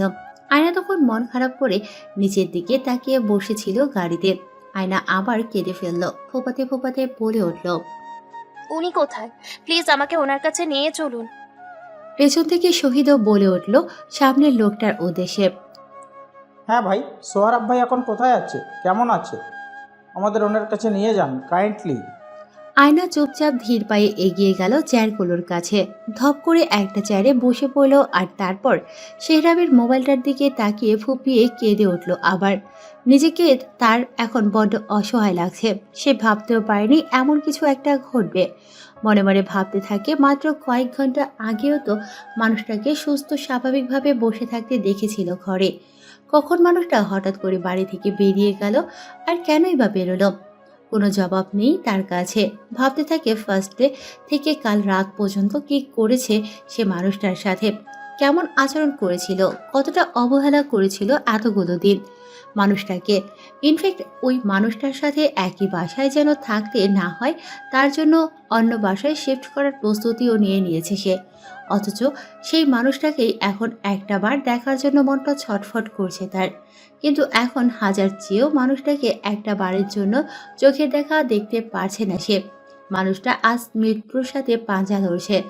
নিজেকে খুব বড় অপরাধী মনে হচ্ছে তার নিজের কাছে। এখন বারবার কাল রাতে শেহরাবের বলা কথাগুলি মনে পড়ছে আয়নার। এখন মনে হচ্ছে ওর কারণেই শেহরাবের আজ এই অবস্থা। ওর অবহেলাগুলো মুখ বুজে সহ্য করলেও ওর ছেড়ে যাওয়ার সিদ্ধান্তটা মেনে নিতে পারেনি শেহরাব। এটা সহ্য করতে না পেরেই হয়তো এমন একটা কাজ করে বসেছে শেহরাব। এসব ভাবতে ভাবতেই আবার হঠাৎ আয়নার মনে পড়ল যে লোকটা শেহরাবকে হসপিটালে এনেছে সে বলেছিল শেহরাবের কল লিস্টের প্রথম নাম্বারটাই ছিল আয়নার, আর সেটা আবার জানেমান নাম দিয়ে সেট করা। আয়না দ্রুতই শেহরাবের ফোনের কল লিস্ট গেল, দেখে সত্যি শেহরাব ফোন করেছিল কাল রাতে আয়নাকে যখন আয়না শপিং মলে ছিল। হয়তো আয়নার বাড়ি ফিরতে লেট হচ্ছিল বলেই ফোন করেছিল, আর সেটাই ছিল প্রথমবার শেহরাবের আয়নাকে ফোন করা ফোন এই 1 মাসের মধ্যে। কিন্তু আফসোস আয়না সেটা রিসিভ করতে পারেনি। আসলে অফিস আওয়ারে থাকার সময় আয়না নিজের ফোনটা সাইলেন্ট করে রাখে সব সময়। কিন্তু আজ অফিস শেষে তাড়াহুড়ো করে ব্যাংক থেকে চেক ভাঙাতে যাওয়ার কারণে ফোনের সাউন্ড সিস্টেম আর চেঞ্জ করা হয়নি, যার কারণে শেহরাব ফোন করলেও আয়না সেটা টের পায়নি। আর বাড়িতে ফিরে ফোনের সাউন্ড সিস্টেম অন করলেও শেহরাবের মিসড কলগুলো খেয়াল করেনি। এখন রাগে তার নিজের ফোনটাই আছাড় মেরে ভেঙে ফেলতে ইচ্ছে করছে। মাথা নিচু করে কাঁদছে আয়না। আজ তার মনে হচ্ছে শেহরাবকে ছাড়া একটা মুহূর্ত থাকা তার পক্ষে সম্ভব নয়। এতদিন শেহরাব যখন তার কাছেই ছিল তখন সে এই ব্যাপারটা উপলব্ধি করতে পারেনি, কিন্তু আজ যখন সেটা উপলব্ধি করছে তখন শেহরাব ওই অবস্থায় চোখ বন্ধ করে মাথা নিচু করে এইসব ভাবছে আয়না। হঠাৎ মাথায় কারো স্পর্শ পেয়ে চোখ খুলে মাথা তুলে তাকালো আয়না। সামনে নিজের মা আর বাবাকে দেখতে পেয়ে হাউমাউ করে কেঁদে উঠে মাকে জড়িয়ে ধরল আয়না। আয়নার মা জাসমিন আরা আয়নার মাথায় হাত বুলাতে বুলাতে বলল, কাঁদিস না মা, সব ঠিক হয়ে যাবে দেখিস। চিন্তা করো না মামনি, আল্লাহকে বেশি বেশি ডাকো আর দোয়া করো যেন সবারের অপারেশন সাকসেসফুল হয়। কান্নাকাটি করে তো কোনো লাভ হবে না, তাই না? কিন্তু আমি একটা কথা বুঝতে পারছি না, এত রাতে সোহবার গাড়ি নিয়ে কেন বের হলো আর কোথায় বা যাচ্ছিল সে? তুমি বারণ করনি মামনি সোহবারকে এত রাতে বের হতে? আমি জানি না বাবা, উনি কখন বেরিয়ে গিয়েছে বাসা থেকে। সে কি কথা, তোমার স্বামী এত রাতে বাসা থেকে কিছু না বলে বেরিয়ে গেল আর তুমি জানোই না সে কখন বেরিয়েছে? কেমন স্ত্রী তুমি যে নিজের স্বামী কখন কোথায় যাচ্ছে না যাচ্ছে তার কোনো খেয়ালই তোমার থাকে না? এতটা পসিবল কি করে হও তুমি? আচ্ছা একটা কথা বলো তো আমায়, তুমি সোহবারের সাথে কোনো ঝগড়াঝাটি করোনি তো? তোমার সাথে কোনো রকম মনোমালিন্য নিয়ে বাসা থেকে বেরিয়ে যায়নি তো ছেলেটা? নইলে এত রাতে তো সে বাইরে বের হওয়ার কোনো কারণ দেখছি না আমি। থামবে তুমি? এখন কি এসব বলার সময়? তাছাড়া দেখছো না এখানে আরও মানুষ রয়েছে। চুপ করো প্লিজ, ঘরের কথা ঘরে গিয়ে বলা যাবে, সেগুলোই পাবলিক প্লেসে টেনে আনার দরকার নেই। নয়ন খান আর কোনো কথা বাড়ালেন না। প্রায় 1.5 ঘন্টা অপারেশন পর শেহরাবকে আইসিইউতে নেওয়া হয়েছে। অপারেশন সাকসেসফুল হলেও 42 ঘন্টার আগে কিছুই বলা যাচ্ছে না। 42 ঘন্টার মধ্যে যদি শেহরাবের জ্ঞান ফিরে আসে তাহলে ভালো, আর তা না হলে কোমাতেও চলে যেতে পারে শেহরাব। এই কথা শুনে আয়নার যেন দম আটকে আসার উপক্রম হলো। সে পুরো বাকরুদ্ধ হয়ে বসে আছে স্ট্যাচুর মতো। উপস্থিত সবাই আয়নাকে সান্ত্বনা দিতে লাগলো, কিন্তু আয়নার এখন কারো কথাই যেন কান দিয়ে ঢুকছে না। প্রায় 40 ঘন্টা পর জ্ঞান ফিরেছে শেহরাবের। ডক্টর শেহরাবকে একবার চেক আপ করে নিয়ে হাসি মুখে কেবিন থেকে বের হয়ে এলেন। আপাতত এখন হাসপাতালে শুধু নয়ন খান, আয়না আর তার মা জেসমিন আরাই আছে। এই দুদিনে আয়না খাওয়া দাওয়া ঘুম প্রায় ভুলেই গেছে। শহীদ আর ফ্লাইটের অন্যান্য সদস্যরাও একবার এসে খোঁজ খবর নিয়ে গেছে। এর মধ্যে শেহরাবকে হসপিটালে অ্যাডমিট করানোর লোকটা মানে সাদমা আহমেদ ও নিজের পেশেন্টের দেখার ফাঁকে ফাঁকে এসে বারবার খোঁজ নিয়ে গেছে শেহরাবের। যাই হোক, ডাক্তারকে শেহরাবের রুম থেকে বের হতে দেখেই আয়না এক প্রকার ছুটে গেল ডাক্তারের সামনে। ডক্টর, আমার হাজবেন্ড কেমন আছে? ওনার কি জ্ঞান ফিরেছে? প্লিজ একবার আমাকে ভিতরে যেতে দিন না, প্লিজ। ডাক্তার হাসি মুখে বললেন, অবশ্যই ভিতরে যাবেন ম্যাডাম, কারণ আপনার স্বামীর অলরেডি জ্ঞান ফিরে এসেছে। এখন উনি টোটালি আউট অফ ডেঞ্জার। তবে হ্যাঁ, ভিতরে গিয়ে একদমই কান্নাকাটি করবেন না যেন, কারণ কোনো কারণে এখন রোগী উত্তেজিত হয়ে পড়লে কিন্তু তার ব্রেনে প্রেশার পড়বে, কারণ তার মেইন আঘাতটা ব্রেনেই লেগেছে। আয়নার মুখে হাসি ফুটে উঠল শেহরাবের জ্ঞান ফেরার কথা শুনে। সে দ্রুত মাথা নেড়ে বলল, না না, আমি একদমই ওনাকে উত্তেজিত হতে দেব না, প্রমিস। প্লিজ আমি এখন ওনার কাছে যাই। হ্যাঁ শিওর, যান, তবে রোগীর সাথে বেশি কথা বলবেন না আর রোগীকেও বেশি কথা বলাবেন না। ওকে ডক্টর, ওকে। বলেই আয়না দৌড়ে গেল শেহরাবের কেবিনের দিকে। আর আয়নার মা বাবা স্বস্তির নিঃশ্বাস ছেড়ে মুচকি হাসলেন মেয়ের কাণ্ড দেখে। আয়না শেহরাবের কেবিনের দরজার সামনে যেতে বুকের ভেতর ধুকপুকানি শুরু হয়ে গেল তার। কাপা কাপা হাতে দরজাটা আস্তে করে খুলে ভেতরে ঢুকলো আয়না। তারপর বেডের দিকে তাকাতেই বুকের ভেতরটা দুমড়ে মুচড়ে উঠল। তার বেডে মাথা আর হাত পায়ের বিভিন্ন জায়গায় ব্যান্ডেজ করা অবস্থায় শেহরাবকে দেখে। শেহরাব চোখ দুটো বন্ধ করে চুপচাপ শুয়ে আছে সেখানে। আয়না ধীর পায়ে শেহরাবের দিকে এগোতে লাগলো। শেহরাবের পাশে গিয়ে শেহরাবের মুখটাতে অসুস্থতা আর দুর্বলতার ছাপ দেখে ভেতরটা হু হু করে কেঁদে উঠল আয়নার। মাত্র 2টা দিনের ব্যবধানে মানুষটাকে কতটা রোগা মনে হচ্ছে আজ। আয়না নিঃশব্দে শেহরাবের বেডের একটা পাশে বসে শেহরাবের একটা হাত আলতো করে ধরে উপরে তুলে ছোট্ট করে একটা চুমু খেয়ে নিজের গালের সাথে শেহরাবের হাতটা লাগিয়ে রেখে বলতে লাগলো, আই এম সরি সোহরাব, আমি আপনাকে অনেক কষ্ট দিয়ে ফেলেছি, অনেক অবহেলা করেছি এতদিন। কিন্তু যখন শুনলাম আপনার অ্যাক্সিডেন্ট হয়েছে তখন থেকে প্রত্যেকটা মুহূর্ত আমি টের পেয়েছি আপনি আমার জন্য কি। আমি বুঝে গেছি আপনাকে ছাড়া আমার চলবে না। আমি কথা দিচ্ছি আমি আর কখনো আপনাকে কোনো কষ্ট দেব না। একটাবার সুস্থ হয়ে উঠুন প্লিজ। আপনাকে এভাবে দেখতে আমার একদম ভালো লাগছে না। প্লিজ তাড়াতাড়ি সুস্থ হয়ে বাড়ি চলুন। শেহরাব এতক্ষণ চোখ বন্ধ রেখে আয়নার কথাগুলো শুনছিল। শেহরাবের হাতে আয়নার চোখের উষ্ণ জলের স্পর্শ লাগতেই শেহরাব নিজের হাত সরিয়ে নেয় আয়নার কাছ থেকে। তারপর ধীরে ধীরে চোখ জোড়া খুলে ক্লান্ত দৃষ্টিতে আয়নার দিকে তাকায়। আয়নাও শেহরাবের দিকে অপরাধী দৃষ্টিতে তাকালো। দুজনেই কিছুক্ষণ নীরব থেকে একে অপরের দিকে তাকিয়ে রইল। এক পর্যায়ে শেহরাবের নীরবতা ভেঙে শান্ত কণ্ঠে বলে উঠল, আপনি এখানে কি করছেন ম্যাডাম? আজ বুঝি আপনার অফিস নেই, নাকি অফিস কামাই করে এই অধম অপ্রয়োজনীয় ব্যক্তিরা মরেছে কিনা দেখতে এসেছেন? আয়না শেহরাবের কথা শেষ হতেই শেহরাবের মুখের উপর হাত রেখে বলল, এইসব কি বলছেন আপনি? একদম এইসব বাজে বাজে কথা বলবেন না, কিছু হবে না আপনার। শেহরাব অনেক কষ্টে একটু তাচ্ছিল্যের হাসি দিয়ে বলল, ও, সামনে দয়া দেখাতে এসেছেন? অবশ্য কর্মচারীর খোঁজ খবর নেওয়াটাও মালিকদের একটা কর্তব্যের মধ্যেই পড়ে। ধন্যবাদ ম্যাডাম, এত কষ্ট করে একটা সামান্য কর্মচারীকে দেখতে আসার জন্য। প্লিজ চুপ করুন। কেন আমায় এভাবে লজ্জা দিচ্ছেন? আমি মানছি আমি না বুঝে এতদিন আপনার সাথে অনেক খারাপ ব্যবহার করেছি, তার জন্য আমি আপনার কাছে ক্ষমাও চাইছি। প্লিজ আমাকে ক্ষমা করে দিন। শেহরাব দীর্ঘশ্বাস ছেড়ে আয়নার দিকে মুখ ঘুরিয়ে নিয়ে বলল, আপনি কেন আমার কাছে ক্ষমা চেয়েছেন? ক্ষমতা আমি আপনার কাছে চাওয়ার কথা। আমি আপনার অযোগ্য হওয়া সত্ত্বেও আপনাকে বিয়ে করে বসে আছি, আপনার জীবনের প্রবলেমের কারণ হয়ে আছি, আপনার কান্নার কারণ হয়ে আছি। তার জন্য আমি আপনার কাছে ক্ষমা চাইছি। প্লিজ ক্ষমা করে দিবেন আমায়। আমি চেষ্টা করব আপনার জীবন থেকে অনেক দূরে চলে যাবার, আপনাকে সব কষ্ট থেকে মুক্তি দেবার। আমায় আর একটু সুস্থ হতে দিন, তারপরে আমি চলে যাব এখান থেকে। আপনার সামনেও আর কখনো আসবো না। আর আমার এবং আপনার বিয়ের ব্যাপারেও কখনো কাউকে কিছু বলবো না আমি। আপনি এবার থেকে নিশ্চিন্তে থাকতে পারেন। আমি আর আপনার জীবনের কোনো সমস্যার কারণ হয়ে দাঁড়াবো না, কথা দিচ্ছি আমি। আয়না শেহরাবকে আর কিছু বলতে না দিয়ে শেহরাবের মুখের উপর আবার নিজের হাত রেখে বন্ধ করে দিল শেহরাবের মুখ। তারপর শেহরাবের চোখে চোখ রেখে বলল, একদম চুপ। আর একটাও কথা বলবেন না আপনি। আর কোথায় যাবেন আপনি? হ্যাঁ, আমি আপনাকে কোথাও যেতে দেব না।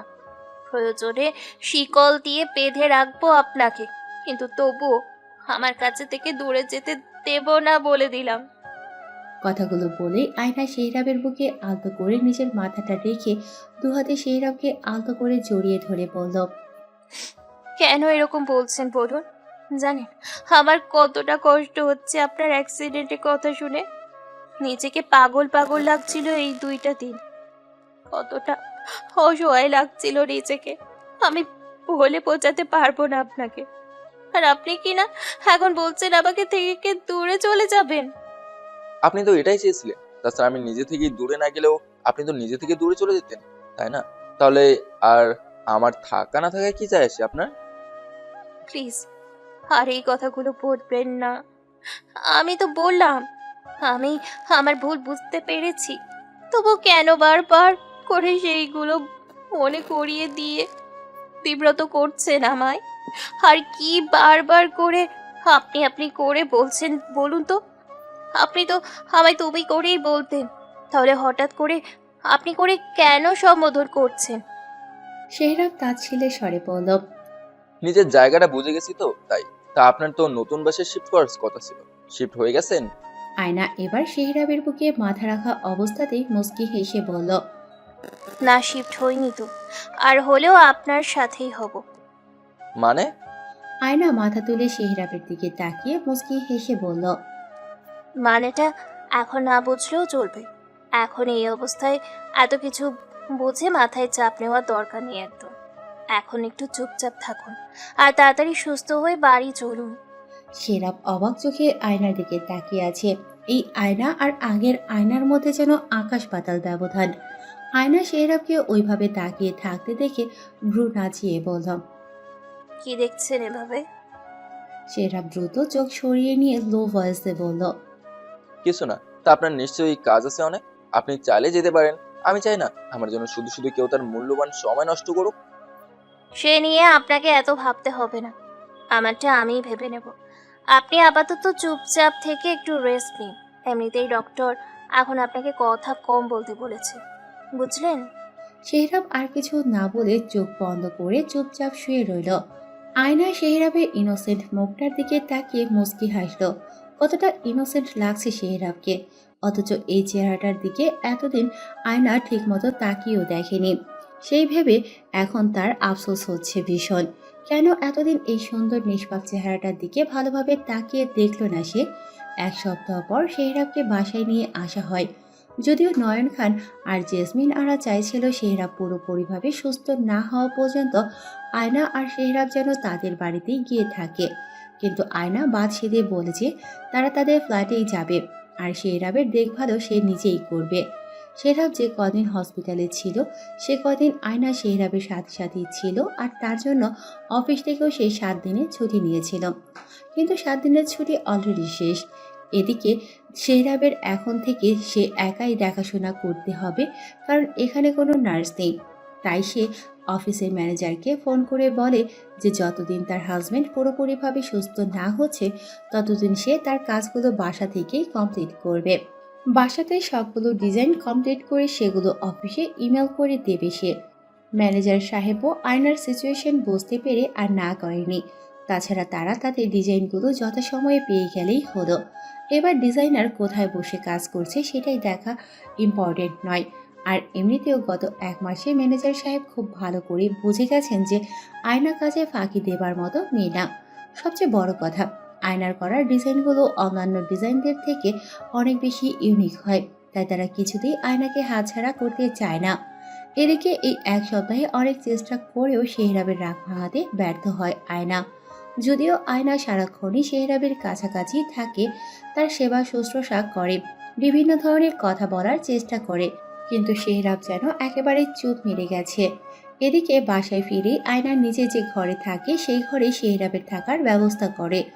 যদিও শেহরাব আয়নার ঘরে থাকতে চাইছিল না, কারণ আয়নার পুরনো ব্যবহারগুলো এখনো সে ভুলতে পারছে না। তাই প্রথম প্রথম শেহরাব আয়নার ঘরে থাকতে চাইছিল না, আর আয়নাকেও তার কাছে আসতে মানা করেছিল, কিন্তু আয়না সেসবে গুরুত্ব দেয়নি। তাই শেহরাবও এখন আর বাধা দেয় না আয়নার কাজে, কিন্তু আয়নার সাথে খুব একটা কথা বলে না সে। কোনো কিছুর প্রয়োজন হলে নিজেই সেটা করতে চায়, কিন্তু তবুও আয়নাকে বলতে চায় না। আর সেই জন্য আয়নাও চোখে চোখে রাখার চেষ্টা করে শেহরাবকে। এদিকে ডাক্তার বলেছে শেহরাবকে সবসময় ঘরের রান্না করা স্বাস্থ্যসম্মত খাবার খাওয়াতে। এদিকে আয়না খুব বেশি একটা রান্না বান্না না পারলেও স্যুপটা ভালোই রান্না করতে পারে, আর ইউটিউবে ভিডিও দেখে কম সময়ে শর্টকাট যেসব স্বাস্থ্যসম্মত খাবার তৈরির রেসিপি আছে সেগুলো রান্না করে শেহরাবকে খাওয়ানোর চেষ্টা করে। এভাবেই কেটে গেছে আরও কয়েকদিন। এই কয়েকদিন রান্নাবান্না, ঘর গোছানো আর শেহরাবকে দেখাশোনার পাশাপাশি নিজের অফিসিয়াল কাজগুলো মন দিয়ে করে যাচ্ছে আয়না। এর মধ্যে আয়নার মা বাবা আর পাশের ফ্ল্যাটের পরিবারগুলো কয়েকবার এসে দেখে গেছে শেহরাবকে। সাথে করে শেহরাবের জন্য তারা স্বাস্থ্যসম্মত বিভিন্ন খাবারও নিয়ে এসেছে প্রত্যেকবার। আর ডক্টর সাদমানও প্রায়ই ফোন করে খোঁজ খবর নেয় শেহরাবের। অবশ্য হসপিটালে থাকা অবস্থাতেও কয়েকবার গিয়ে দেখা সাক্ষাৎ করেছে লোকটা শেহরাবের সাথে। সকালে শেহরাবকে নাস্তা আর ওষুধ খাইয়ে দিয়ে ঘরদোর গুছিয়ে নিয়েছে আয়না। ওষুধ খাওয়ানোর কারণে শেহরাবের ঘুমটা একটু বেশি হয় ইদানিং, কারণ শেহরাবের ওষুধগুলোর সাথে ঘুমের ওষুধও অ্যাড করা আছে। তাই শেহরাব ওষুধ খাওয়ার কিছুক্ষণ পর আস্তে আস্তে আবার ঘুমিয়ে পড়ে। সেই সুযোগে আয়না কিচেন রুমে চলে যায় রান্না করতে। রাইস কুকারে ভাত বসিয়ে দিয়ে শর্টকাটে মাশরুম স্যুপ আর কিচেন স্টু তৈরি করে নেয়। তারপর সব গুছিয়ে রেখে গোসল করে ফ্রেশ হয়ে নেয়। ওয়াশরুম থেকে গোসল করে বেরোতেই দেখে শেহরাবের ঘুম ভেঙে গেছে। সে শোয়া থেকে উঠে বসে আড়মোড়া ভাঙছে। আয়না মিষ্টি হেসে বলে, ঘুম ভেঙে গেছে আপনার? যাকে, ভালোই হলো তাহলে। আমারও রান্না বান্না শেষ, আর আপনিও এখন গোসলটা তাড়াতাড়ি সেরে নেবেন। শেহরাব আয়নার কথার কোনো জবাব না দিয়ে জানালা দিয়ে বাইরের দিকে তাকালো। অনেকদিন হলো বাইরে বের হতে পারে না সে। শুয়ে বসে এতগুলো দিন কাটিয়ে দিল সে। যদিও হাঁটতে চলতে খুব একটা অসুবিধা হয় না তার, কিন্তু শরীরের দুর্বলতা আর মাথার হালকা ব্যথা থাকার কারণেই ডক্টর তাকে বেড রেস্টে থাকতে বলেছে। আর আয়নাও ডাক্তারের কথা অক্ষরে অক্ষরে পালন করছে। এদিকে শেহরাবের কোনো জবাব না পেয়ে আয়না গিয়ে শেহরাবের পাশে বসে পড়ল। শেহরাব এখনো বাইরের দিকেই তাকিয়ে আছে। আর এদিকে আয়না শেহরাবের দিকে কিছুক্ষণ স্থিরভাবে তাকিয়ে থেকে ধরা গলায় বলে উঠল, আমাকে কি একদমই ক্ষমা করা যায় না? একটা বার কি অন্তত সুযোগ দেওয়া যায় না? ভালোবেসে আপনার সব রাগ অভিমান ধুয়ে মুছে সাফ করে দেওয়ার। শেহরাব আয়নার কথাগুলো শুনে একটা দীর্ঘশ্বাস ছেড়ে বেডের সাথে মাথা ঠেকিয়ে চোখ দুটো বন্ধ করে নিল। আয়নাও শেহরাবের এই নীরবতা দেখে দীর্ঘশ্বাস ছেড়ে উঠে গিয়ে আলমারি থেকে একটা তোয়ালে বের করে ওয়াশরুমে রেখে এসে শেহরাবকে বলল, এবার গোসলটা করে নেবেন চলুন, আমি ওয়াশরুমে তোয়ালে দিয়ে এসেছি। শেহরাব চোখ খুলে আস্তে ধীরে নিজে নিজে বিছানা থেকে ওঠার চেষ্টা করতে লাগলো। আয়না নিজের একটা হাত বাড়িয়ে দিল শেহরাবকে ধরার জন্য, যদিও সে জানে শেহরাব এখন কতটা জেদি হয়ে উঠেছে, যার কারণে যত যাই হোক না কেন শেহরাব আয়নার থেকে কোনো সাহায্য নিতে চাইবে না। আর এবারও শেহরাব তাই করল। আয়নার হাত না ধরে নিজে নিজেই উঠে গেল বিছানা থেকে। যদিও শরীরের দুর্বলতার কারণে বিছানা থেকে উঠে দাঁড়াতে মাথা চক্কর দিয়ে উঠল শেহরাবের। সাথে সাথেই আয়না বুঝতে পেরে ধরে ফেলল শেহরাবকে। তারপর নিজেই শেহরাবকে ধরে রেখে আস্তে ধীরে নিয়ে যেতে লাগলো ওয়াশরুমের দিকে। শেহরাব আয়নার হাত ছাড়ানোর চেষ্টা করে বলল, প্লিজ হাত ছাড়ো, আমি নিজেই যেতে পারবো। আয়নাও তেজি গলায় বলে উঠল, হ্যাঁ, সে তো জানি, প্রতিদিনই তো আপনি একা একা সব করতে পারেন, আর প্রতিদিন শেষে এসে আমার হেল্প লাগে আপনার। শেহরাব ভ্রু কুঁচকে আয়নার দিকে তাকালে আয়না ডোন্ট কেয়ার ভাব নিয়ে বলল, এভাবে কি দেখছেন? আমি জানি আমি সুন্দরী। এভাবে কি দেখছেন? আমি জানি আমি সুন্দরী, আর সবচেয়ে বড় কথা আমি আপনার বউ, তাই আমাকে যখন খুশি দেখতে পারবেন। আপাতত চলুন, গিয়ে গোসলটা সেরে নেবেন। বলেই আয়না শেহরাবকে নিয়ে হাঁটা শুরু করলো। শেহরাবও বেচারা অ্যাক্সিডেন্ট করে পড়েছে মহাবিপাকে। এখন সে নিজেও কিছু করতে পারে না, আর আয়নার সাথেও কোনো ক্ষেত্রেই পেরে ওঠে না। তাই বাধ্য হয়ে শেষে আয়নার কাছে হার মেনে আয়নার ইচ্ছে মতো সব করতে হয় তাকে।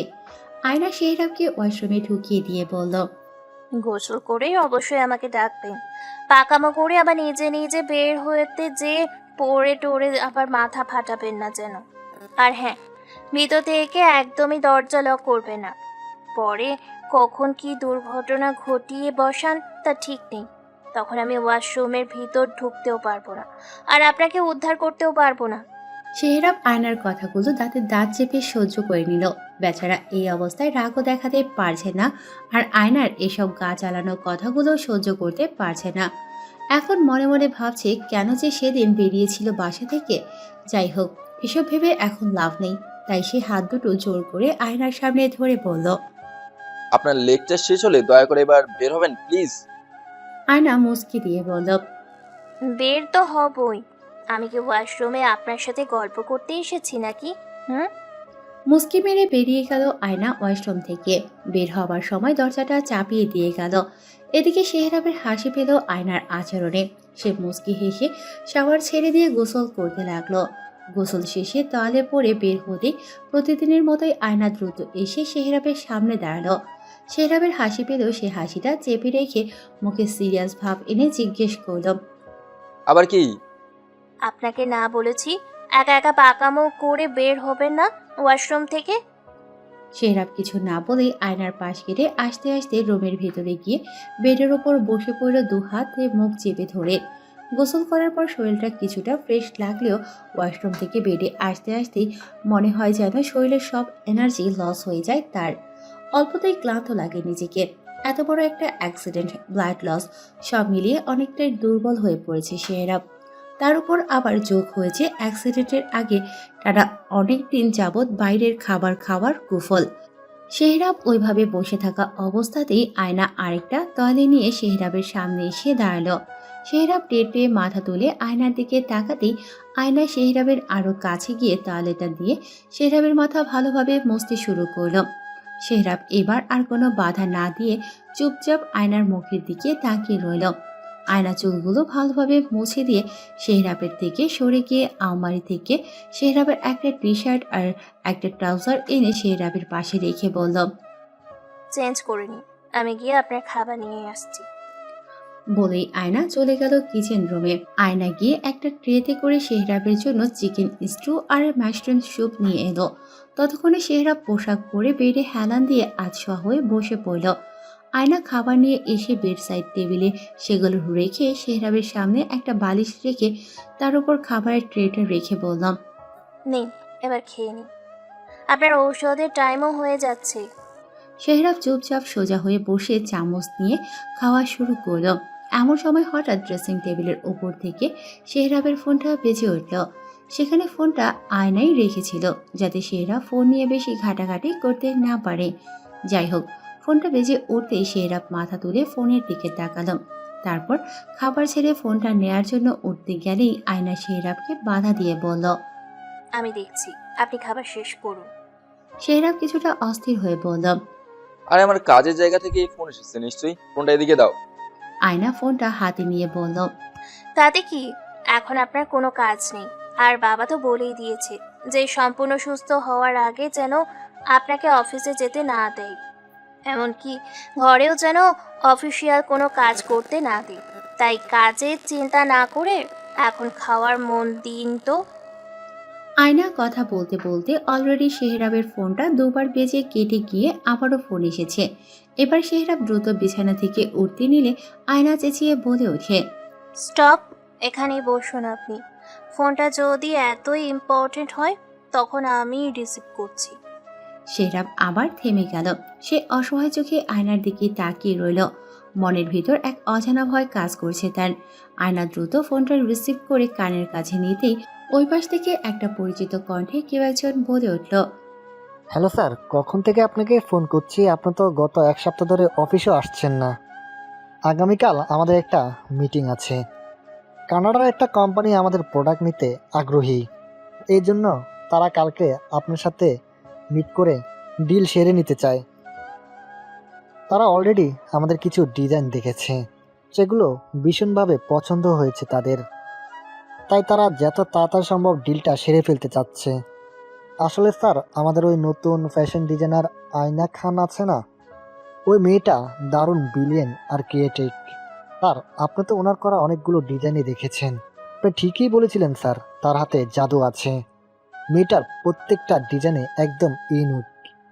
তাই যে ক্লায়েন্টেরা এই ডিজাইনগুলো দেখে তারাই আমাদের সাথে ডিল করার জন্য পাগল হয়ে যায়।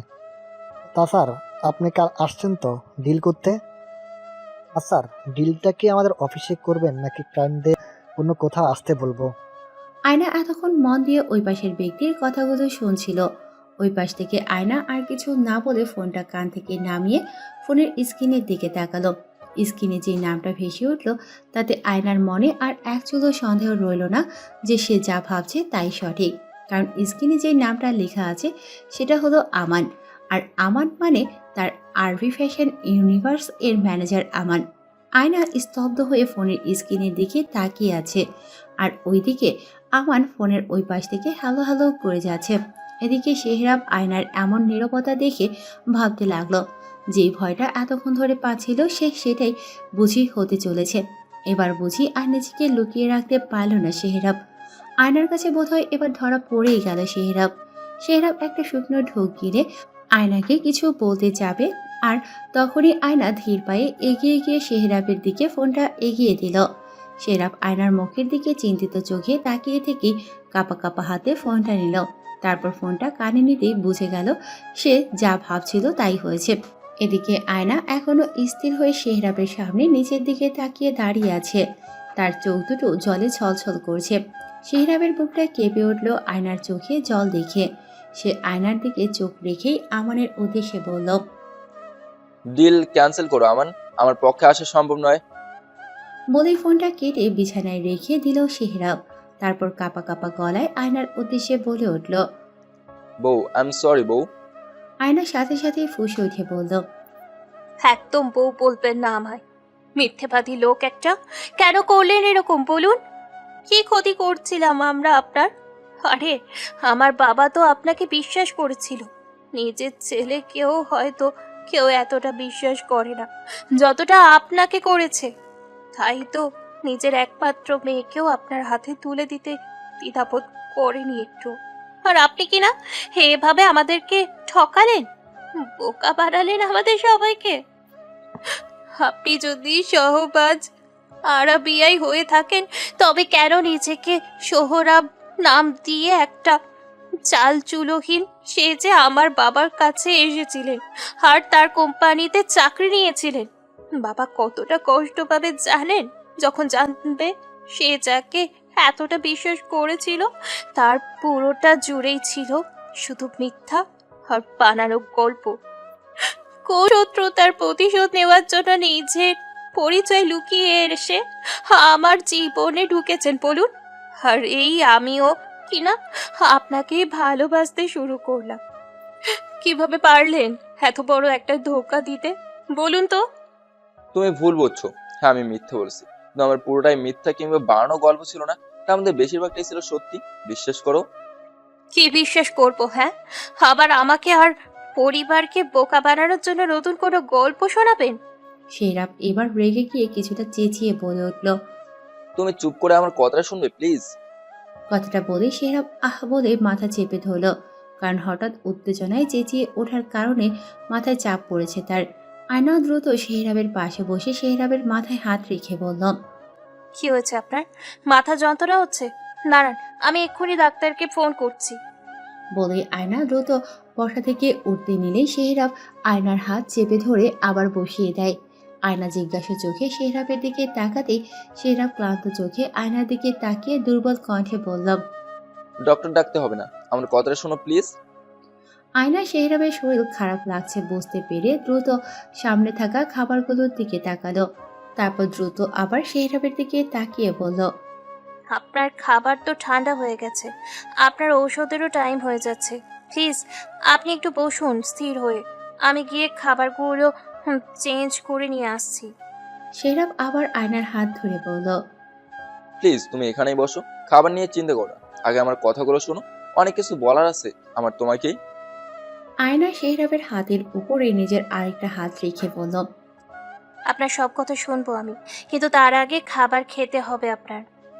প্লিজ আমায় এখন আটকাবেন না। হ্যাঁ, আপনার শরীর খারাপ হচ্ছে, আপনি একটু পিছনে হেলান দিয়ে আরাম করে বসুন প্লিজ। আমি এক্ষুনি গিয়ে খাবারগুলো চেঞ্জ করে নিয়ে আসবো। তারপর আয়না বসা থেকে উঠে শেহরাবের পেছনে একটা বালিশ রেখে তাতে ধরে আস্তে করে বেডে হেলান দিয়ে বসিয়ে দিল। তারপর দ্রুত শেহরাবের সামনে থাকা খাবারগুলো নিয়ে চলে গেল কিচেনে। কিচেন থেকে দ্রুত আবার নতুন করে খাবার বেড়ে নিয়ে ঘরে ফিরল সে। এসে দেখে শেহরাব চোখ বন্ধ করে আছোয়া হয়ে বসে আছে। আয়না দ্রুত এগিয়ে গিয়ে খাবারগুলো বেডসাইড টেবিলের ওপর রেখে মাশরুম স্যুপটা নিয়ে শেহরাবের দিকে ফিরতে দেখে শেহরাব চোখ খুলে আয়নার দিকে তাকিয়ে আছে। আয়না গিয়ে শেহরাবের সামনে বসে পড়ল। তারপর নিজেই বাটি থেকে চামচে করে স্যুপ নিয়ে শেহরাবের মুখের সামনে ধরে বলল, তাড়াতাড়ি খেয়ে নিন, নইলে আবার ঠান্ডা হয়ে যাবে। খাওয়ার পর সব শুনবে তো? আয়না মাথা নেড়ে বলল। শুনবো, এখন খেয়ে নিন। শেহরাবকে খাবার খাইয়ে ওষুধ খাইয়ে দিয়ে উঠতে নিলে শেহরাব আবার আয়নার হাত ধরে ফেলে। আবার কি হলো? তাড়াতাড়ি এসো। আয়না মাথা নেড়ে বলল, আসছি। আর শোনো। আবার কি? তুমি খেয়েছো? না, খাইনি, আরো পরে খাবো। না, পরে না, এখনই খাও গিয়ে, তারপর না হয় সব কথা হবে। আয়না আর কিছু না বলে চলে গেল শেহরাবের খাবার ট্রে আর এটো বাটিগুলো নিয়ে। আয়না খাওয়া দাওয়া শেষ করে ঘরে এসে দেখে শেহরাব আবার ঘুমিয়ে পড়েছে। তাই আয়না আর ডাকলো না তাকে। বিকেলে এবার বলুন কি বলতে চান আপনি? ঠিক আছে, শোনো তাহলে। আর হ্যাঁ, সব শোনার পরে যদি তোমার মনে হয় আমি অন্যায় করেছি, দেন তোমার যা শাস্তি দেওয়ার আমাকে দিও। তা তো অবশ্যই, আগে বলুন শুনি, কি কারণে আপনাকে এত বড় একটা মিথ্যা আশ্রয় নিতে হলো? শেহরাব জোরপূর্বক হেসে একটা দীর্ঘশ্বাস ছেড়ে বলতে লাগলো, আজ থেকে প্রায় 5 বছর আগের ঘটনা।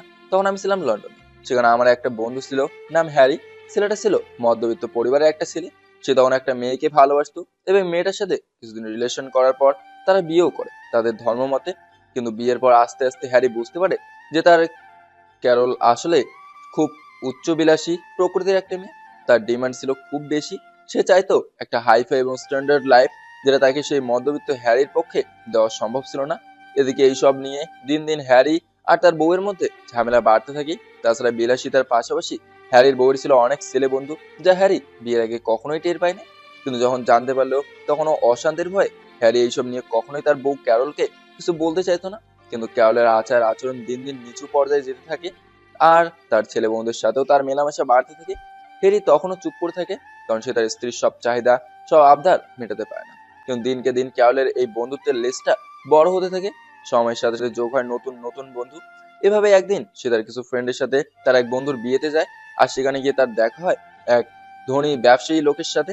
তারপর তার সাথে আলাপ পরিচয় থেকে ফোন নাম্বার আদান প্রদান, কথা বলা, চ্যাটিং করা ইত্যাদি। আর এভাবে আস্তে আস্তে সেই লোকের সাথে মেয়েটির বন্ধুত্ব, আর বন্ধুত্ব থেকে একটা সময় তাদের মধ্যে প্রেমের সম্পর্ক তৈরি হয়ে যায়। আর এই ব্যাপারটা হ্যারি অনেক পরে টের পায়, কিন্তু তখন তার হাতে আর কিছুই করার থাকে না, কারণ ক্যারল অলরেডি তখন ওই ধনী ব্যবসায়ী লোকটিকে বিয়ে করবে বলে হ্যারির বিরুদ্ধে কোর্টে ডিভোর্স কেস ফাইল করে। যখন হ্যারি জানতে চায় কেন হ্যারিকে ছাড়তে চাইছে, তখন ক্যারল হ্যারিকে বলেছিল, তোমার মতো একটা কম শিক্ষিত আর অভাবগ্রস্তর সাথে আমি থেকেই বা কী করব? তাই আমি সিদ্ধান্ত নিয়েছি ক্লাইভকে বিয়ে করব, কারণ তার কাছে অনেক টাকা আছে যা আমাকে অনেক সুখ এনে দেবে। তাছাড়া একজন বড় ব্যবসায়ী হিসেবেও তার অনেক খ্যাতি আছে, যার কারণে তাকে বিয়ে করলে আমারও অনেক খ্যাতি হবে, আমিও অনেক ফেমাস হয়ে যাব, আমাকেও অনেক মানুষ চিনবে আর সম্মানও করবে, যা তোমার মতো একটা মিডল ক্লাসের সাথে থাকলে কখনোই পাবো না আমি। তাই প্লিজ আমার জীবন থেকে এবার তুমি সরে দাঁড়াও। আমি ক্লাইভকে বিয়ে করে অনেক সুখী আর সমৃদ্ধশীল হতে চাই। হ্যারি সেদিন মুখ বুজে ক্যারলের সবগুলো কথা সহ্য করেছিল, কারণ তার কাছে এছাড়া আর কিছুই করার ছিল না। ক্যারলকে সে যেই সুখ কখনো দিতে পারবে না, সেই সুখ যদি তাকে অন্য কেউ দিতে পারে, তাহলে সে তাতে বাধা হয়ে কেন দাঁড়াবে? তাই চুপচাপ ক্যারলের সুখের কথা ভেবে সেদিন হ্যারি তাকে ডিভোর্স দিয়ে চলে যায়। তারপর ক্যারল ওই ক্লাইভকে বিয়ে করে, আর হ্যারি আস্তে আস্তে মন থেকে ভেঙে পড়তে শুরু করে। একটা সময় হ্যারি মানসিকভাবে এতটাই ভেঙে পড়ে যে তাকে মানসিক হাসপাতালে ভর্তি করানো হয়, কিন্তু তাতেও তার কোনো উন্নতি হয়নি, বরং এখন সে পুরোপুরিভাবে একজন মানসিক রোগী হয়ে বেঁচে আছে। সেরাব কথাগুলো বলে থামলো। আয়না আফসোসের সাথে বলল, ক্যারল যা করেছে তা অতি অন্যায়, আর আপনার বন্ধুর জন্য আমার খারাপ লাগছে। কিন্তু আপনি আমায় এসব কেন শোনাচ্ছেন? এই ঘটনার সাথে আপনার আমাদেরকে মিথ্যে পরিচয় দেওয়ার সম্পর্ক কি? সম্পর্ক আছে, কারণ হ্যারির ওই অবস্থার পর আমি ঠিক করেছিলাম যে আমি বিয়ে করলে এমন কাউকে করব যে আমার না আমার টাকাকে নয়, বরং আমাকে ভালোবাসবে। আর এর মধ্যে লন্ডনে আমার লেখাপড়াও কমপ্লিট হয়ে যায়। তাই লেখাপড়া শেষ হতেই চলে আসি বাংলাদেশে। এখানে এসে নিজের বিজনেস শুরু করি। আস্তে আস্তে ব্যবসা বড় হতে থাকে, দেশি বিদেশিও আর ব্যবসার প্রসার ঘটতে থাকে। সেই সাথে বিভিন্ন জায়গা থেকে অনেক মেয়েদের বাড়ি থেকে আমার জন্য বিয়ের প্রস্তাবও আসতে শুরু করে। কিন্তু আমি যেমন মেয়ে চাই তেমন মেয়ে কোথায় পাবো? আমি আর কিভাবেই বা বোঝাবো যে সেই মেয়ে আমার টাকা পয়সাকেই ইম্পর্টেন্স না দিয়ে আমাকে ইম্পর্টেন্স দেবে, যে আমাকে নিখুঁতভাবে ভালোবাসবে? কারণ আমি যাকেই বিয়ে করতে যাই না কেন, সে যখন আমার আসল পরিচয় জানবে, তখন সে আমার টাকার নাম দেখে আমাকে বিয়ে করতে চাইছে, নাকি এমনিতেই আমাকে পছন্দ করে বা ভালোবেসে বিয়ে করতে চাইছে, সেটা বুঝবো কিভাবে আমি? সবচেয়ে বড় কথা, সেই পর্যন্ত যতগুলো মেয়েকে আমি দেখেছি, যদিও তাদেরকে ছবিতে দেখেছি, আর ছবি দেখার পর আর সরাসরি দেখার ইচ্ছে হয়নি আমার, এমন কাউকে বিয়ে করব যাকে আমি নিঃশর্তে ভালোবাসতে পারবো, আর সে আমাকে নিঃশর্তেই ভালোবাসবে। আর সেই মেয়েকে খুঁজতে খুঁজতেই বিয়ের সময় পার হতে থাকে। কিন্তু এরই মধ্যে একদিন এক ঘটক এসে আমাকে তোমার ছবি দেখায়, আর তুমি একমাত্র মেয়ে যাকে ছবিতে দেখি আমার চোখ আটকে যায়। আর আমি সাথে সাথে ঘটকের কাছে তোমার বায়োডাটা জানতে চাই। তারপর তোমার বায়োডাটা নিয়ে তোমার সম্পর্কে সব ডিটেলস বের করার চেষ্টা করি। আমি তোমার কলেজের সামনে গিয়ে, বাড়ির সামনে গিয়ে গাড়ি নিয়ে অপেক্ষা করতে থাকি তোমার একটাবার দেখার জন্য। আর বাস্তবে যখন তোমায় দেখেছিলাম, তখন মনে হয়েছিল তোমাকে আমার চাই, আর সেটা যে করেই হোক। আর ততদিনে তুমিও নিজের অজান্তেই আমার চোখের ঘুম কেড়ে নিয়েছিলে। ওইদিকে তোমার বাবার সম্পর্কে খবর নিয়ে জানতে পারি তিনি খুব সৎ একজন মানুষ, আর ঘটকের মাধ্যমে জানতে পারি যে তিনি তার মেয়ের জন্য একজন অনেস্ট আর কাজের প্রতি শ্রদ্ধাশীল পাত্র চান। তাতে যদি এই ছেলে গরিব হয় তাতেও তার কোনো আপত্তি নেই। আর তখন আমার বোঝা হয়ে যায় যে সত্যি তোমার বাবা খুব অনেস্ট আর নরম মনের একজন মানুষ। কিন্তু শুধু বাবার ইচ্ছে আর চিন্তা ভাবনা দেখলেই তো হবে না, তার মেয়ের চিন্তা ভাবনা আর মন মানসিকতাও কেমন সেটাও তো দেখার বিষয়। তাছাড়া সে আমাকে একজন সাধারণ মানুষ হিসেবে ভালোবাসতে পারবে কিনা সেটাও দেখার বিষয়। এত বড় লোকের মেয়ে, কিন্তু তার কোনো ডিমান্ড থাকবে না, তা কি হয়? এরকম একটা বড় লোকের মেয়ে হয়ে ছোট থেকে বিলাসবহুল জীবন লিড করার পর সে কি আমাকে একজন সাধারণ মানুষ হিসেবে বা একটা মধ্যবিত্ত পরিবারের ছেলে জেনে বিয়ে করতে রাজি হবে? এইসব জানতে হবে আমাকে। কিন্তু আমার বিষয়ে সবকিছু জানা সম্ভব হচ্ছিল না, কারণ তুমি সারাক্ষণই রিজার্ভ মোডে থাকতে। তোমাকে বাইরে থেকে দেখে বোঝাই যেত না তোমার ভিতরে কি চলছে বা তোমার আসল বৈশিষ্ট্যটা আসলে কি। ইনফ্যাক্ট আমি খোঁজ নিয়েও জানতে পারি যে তোমার বাইরের লোকেরাও তোমার গতি প্রকৃতি বুঝতে পারে না। সেখানে আমি বাইরের মানুষ হয়ে কিভাবে বুঝবো তুমি কি চাও, কি পছন্দ করো আর কি অপছন্দ করো? তোমার পছন্দ অপছন্দ নাকি তুমি সহজে কারোর সাথে শেয়ার করতেও চাও না। আর আমার পক্ষেও সরাসরি তোমার সাথে মেশা সম্ভব ছিল না, কারণ অপরিচিত কারোর সাথে নাকি তুমি কথা বলতে না। আর তার উপর আবার সবসময় তোমার সাথে থাকতো বডিগার্ড, তাই বাধ্য হয়ে তোমার পিছু সেরে তোমার বাবার অফিসে আমার একজন লোক প্রবেশ করে দেই, যাতে করে সে তোমার বাবা কখন কি করে, কোথায় যায় না যায় সব খবর আমার কাছে পৌঁছে দেয়। আর এভাবে একদিন জানতে পারি তোমার বাবা চট্টগ্রাম যাচ্ছে আর ফিরবে 2 দিন পর। তাই এই 2 দিনে প্ল্যান করে তোমার বাবার কাছে একজন সাধারণ ছেলে হয়ে পৌঁছবার রাস্তা তৈরি করে রাখি। আর তারপর তোমার বাবা যেদিন ঢাকায় ফিরবেন সেদিন আমার ঠিক করা লোকের মাধ্যমে তোমার বাবার অবস্থান নির্ণয় করে একটা নির্দিষ্ট প্লেসে তোমার বাবার গাড়ি দূর থেকে দেখতেই আমার সাজানো গুন্ডাদের সাথে মারপিটের নাটক করি। আর কথা ছিল তোমার বাবার গাড়ির কাছাকাছি আসতেই আমার সাজানো গুন্ডাগুলো আমার মাথায় আঘাত করার অভিনয় করে আমাকে তোমার বাবার গাড়ির সামনে ধাক্কা মেরে ফেলে দেবে। সবকিছু ঠিকঠাক মতোই প্ল্যান মাফিক চললেও তোমার বাবার গাড়ি আমাদের কিছুটা কাছাকাছি আসতেই উত্তেজনাবশত ছেলেগুলোর মধ্যে একজন কিছুটা ঘাবড়ে গিয়ে তাড়াহুড়ো করে আমার মাথায় লাঠি ছোঁয়াতে গিয়ে একটু জোরেই মেরে বসে। আর মারার পর যখন আমার মাথায় রক্ত দেখে তখন বাকিরাও ঘাবড়ে যায়, যার ফলে ঝামেলা পড়ার ভয়ে আর টাকা ফেরত দেওয়ার ভয়ে তারা ওই অবস্থাতেই আমাকে রাস্তার মাঝে ধাক্কা মেরে দৌড়ে পালায়। আর আমি সত্যি সত্যি গিয়ে তোমার বাবার গাড়ির সামনেই পড়ে যাই। আর যখন আমার জ্ঞান ফিরে তখন নিজেকে হসপিটালে তোমার বাবার সামনে আবিষ্কার করি। তারপর কি হয়েছে সবই তুমি জানো, কিন্তু এই পর্যন্ত সব মিথ্যা হলেও আমার মা বাবা না থাকার বিষয়টা ছিল সত্যি। কারণ আমার বাবা দুজনেই মৃত। বাবা ছিলেন একজন আর্মি অফিসার, যিনি দক্ষিণ আফ্রিকার একটা মিশনে গিয়ে শহীদ হন। আর তারপর আমার মা আমাকে নিয়ে পাড়ি জমায় শুধু লন্ডনে, সেখানে আমার নানার বাড়ি। আসলে আমার মা ছিল একজন ব্রিটিশ, বাবার সাথে তার বাংলাদেশে ঘুরতে এসে দেখা হয়েছিল, আর সেই থেকে প্রেম বিয়ে। তাহলে আপনার মা? মাও গত 6 বছর আগেই লন্ডনে থাকা অবস্থাতেই হঠাৎ অসুস্থ হয়ে মারা যায়। আর আমিও তারপর লন্ডনে স্টাডি কমপ্লিট করে যাবার পর আঙ্কেল আন্টিদের বারণ সত্ত্বেও দেশের টানে চলে আসি, লন্ডন ত্যাগ করে। শেহরাবের মিথ্যা অভিনয়গুলোর জন্য এতক্ষণ তার উপর প্রচুর রাগ হলেও এখন তার মা বাবার কথা শুনে খুব খারাপ লাগছে শেহরাবের জন্য আয়নার।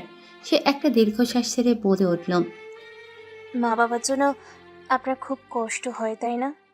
শেহরাব ভেজা চোখে মাথা নাড়িয়ে বলল, তা তো হবেই, মা বাবা সারা পৃথিবীটা যে বড্ড অচেনা লাগে। যেদিকে তাকাই মনে হয় এই পৃথিবীতে আমার জন্য বুঝি কেউ নেই, সবাইকে কেমন যেন অচেনা অচেনা লাগে, মাথার উপর কোনো ছায়া নেই তো। আয়না চোখের পানি ছেড়ে দিল শেহরাবের কথায়।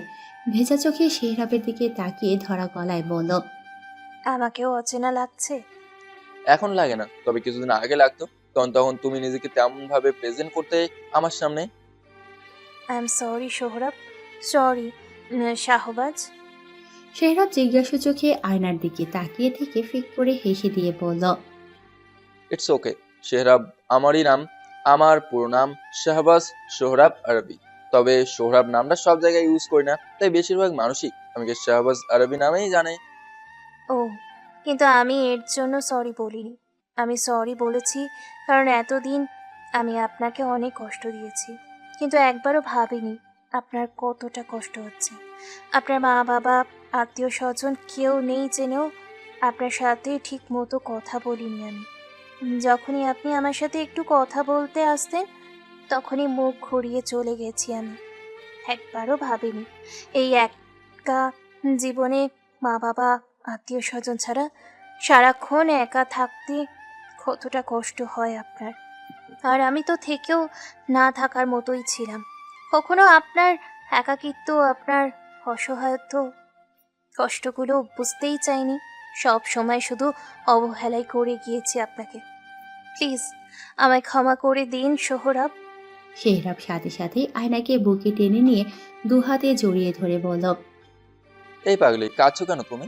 এখানে তো তোমার কোনো দোষ ছিল না, কারণ তুমি তো তখন আমি ভালোবাসতে না, আর আমাকে বিয়েও বাধ্য হয়েই করেছিলে তুমি। তোমার জায়গায় আমি হলে হয়তো সেটাই করতাম যেটা তুমি করছো। তবে আমি এখন খুব হ্যাপি জানো, কারণ আমি তোমাকে যেভাবে চেয়েছিলাম ঠিক সেভাবেই পেয়েছি। তুমি নিজের অজান্তেই এই সাধারণ সোহরাবের প্রেমে পড়ে গেছো। হয়তো অনেক আগেই ভালোবেসে ফেলেছিলে আমায়, কিন্তু সেটা বুঝতে একটু লেট করে ফেলেছো। আর যদি আপনার চাওয়া পূরণ না হতো, যদি আমি এই সাধারণ সোহরাবকে ভালোবাসতে না পারতাম, কি করতেন তখন? ছেড়ে দিতেন আমায়? শেহরাব আয়নার ঠোঁটের উপর একটা আঙুল দিয়ে বলল, শ্, এমন কথা বলবে না কখনো। নিজেকে ছেড়ে দিল তোমাকে স্যার আমার পক্ষে সম্ভব না। তাই তো যখন তুমি বলেছিলে আমার থেকে দূরে সরে যাবে, তখন সেটা সহ্য করতে না পেরেই বেরিয়ে গেছিলাম বাড়ি থেকে। ভেবেছিলাম অনেক দূরে কোথাও চলে যাব, যেখান থেকে আর কখনো ফিরবো না, তোমার সামনে কখনো দাঁড়াবো না, আর তোমার কষ্টের কিংবা বিরক্তির কারণ হব না। সবকিছু ছেড়ে ছুড়ে চলে যাব কোনো দূর অজানায়, অজানা গন্তব্যে, যেটা হতে পারে মৃত্যু কিংবা তোমার অবহেলা। আর স্মৃতিগুলো বুকে আগলে রেখে এক নিঃসঙ্গ প্রতীকের মতো পথ চলা। আয়না চোখের পানি ফেলতে ফেলতে সেহরাবের দিকে তাকিয়ে বলল, আই এম সরি, খুব কষ্ট দিয়েছি আমি আপনাকে। কিন্তু আপনিও ওই রকম মিথ্যে কাহিনী আর পরিচয় বানিয়ে অভিনয় করে একদমই ঠিক করেননি। আমি জানি সেটা ঠিক হয়নি, আমি যেটা করেছি সেটা ছিল অন্যায়, কিন্তু এর পিছনে কোনো খারাপ উদ্দেশ্যও তো ছিল না, তাই না? সত্যিকারের ভালোবাসার পরীক্ষা করার জন্যই আমি এমনটা করেছিলাম। নয়তো আমার আসল পরিচয় দিলে তোমাকে আরো অনেক আগেই আরো সহজেই পেয়ে যেতাম, তাই না? তবু আই এম সরি, কারণ মিথ্যা তো মিথ্যাই, সেটা ভালো কাজের জন্য হলেও মিথ্যা আর খারাপ কাজের জন্য হলেও মিথ্যা। কথাটাই সবসময় মনে রাখবেন, এখন থেকে আর কোনো মিথ্যে নয়। দেখলেন তো, একটা মিথ্যের জন্য কত কিছু ঘটে গেল। অথচ এত সব প্রবলেম তো হতোই না যদি আপনি নিজের সত্য পরিচয়ে আসতেন।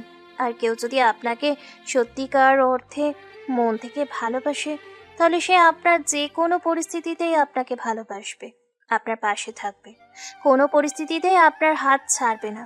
আপনার বন্ধু যাকে ভালোবেসেছিল, সে আসলে আপনার বন্ধুকে ভালোই বাসেনি কখনো, সেই জন্যই এভাবে ছেড়ে চলে যেতে পেরেছে। একজনকে দেখে বাকি সব মানুষকে তো বিচার করা যায় না, তাই না? সবাই তো এক হয় না, আর সবার ডিমান্ডও বেশি হয় না। কিছু কিছু মানুষের সবচেয়ে বড় ডিমান্ডই হয় ভালোবাসা, যেটা পেলে সে পুরো পৃথিবীটাই পেয়ে যায়। আচ্ছা, আসল কথাই তো জিজ্ঞেসই করা হলো না। আপনাকে যেই ছেলেগুলো মাথায় মেরে রাস্তায় ফেলে দিয়েছিল, তাদের আর কোনো খোঁজ নেননি? সেহরাব মুচকি হেসে বলল, ওদেরকে আমার লোকেরা ধরে পুলিশে দিয়েছিল, তার আগে রামধোলাই তো আছেই। আয়না ফিক করে হেসে উঠল।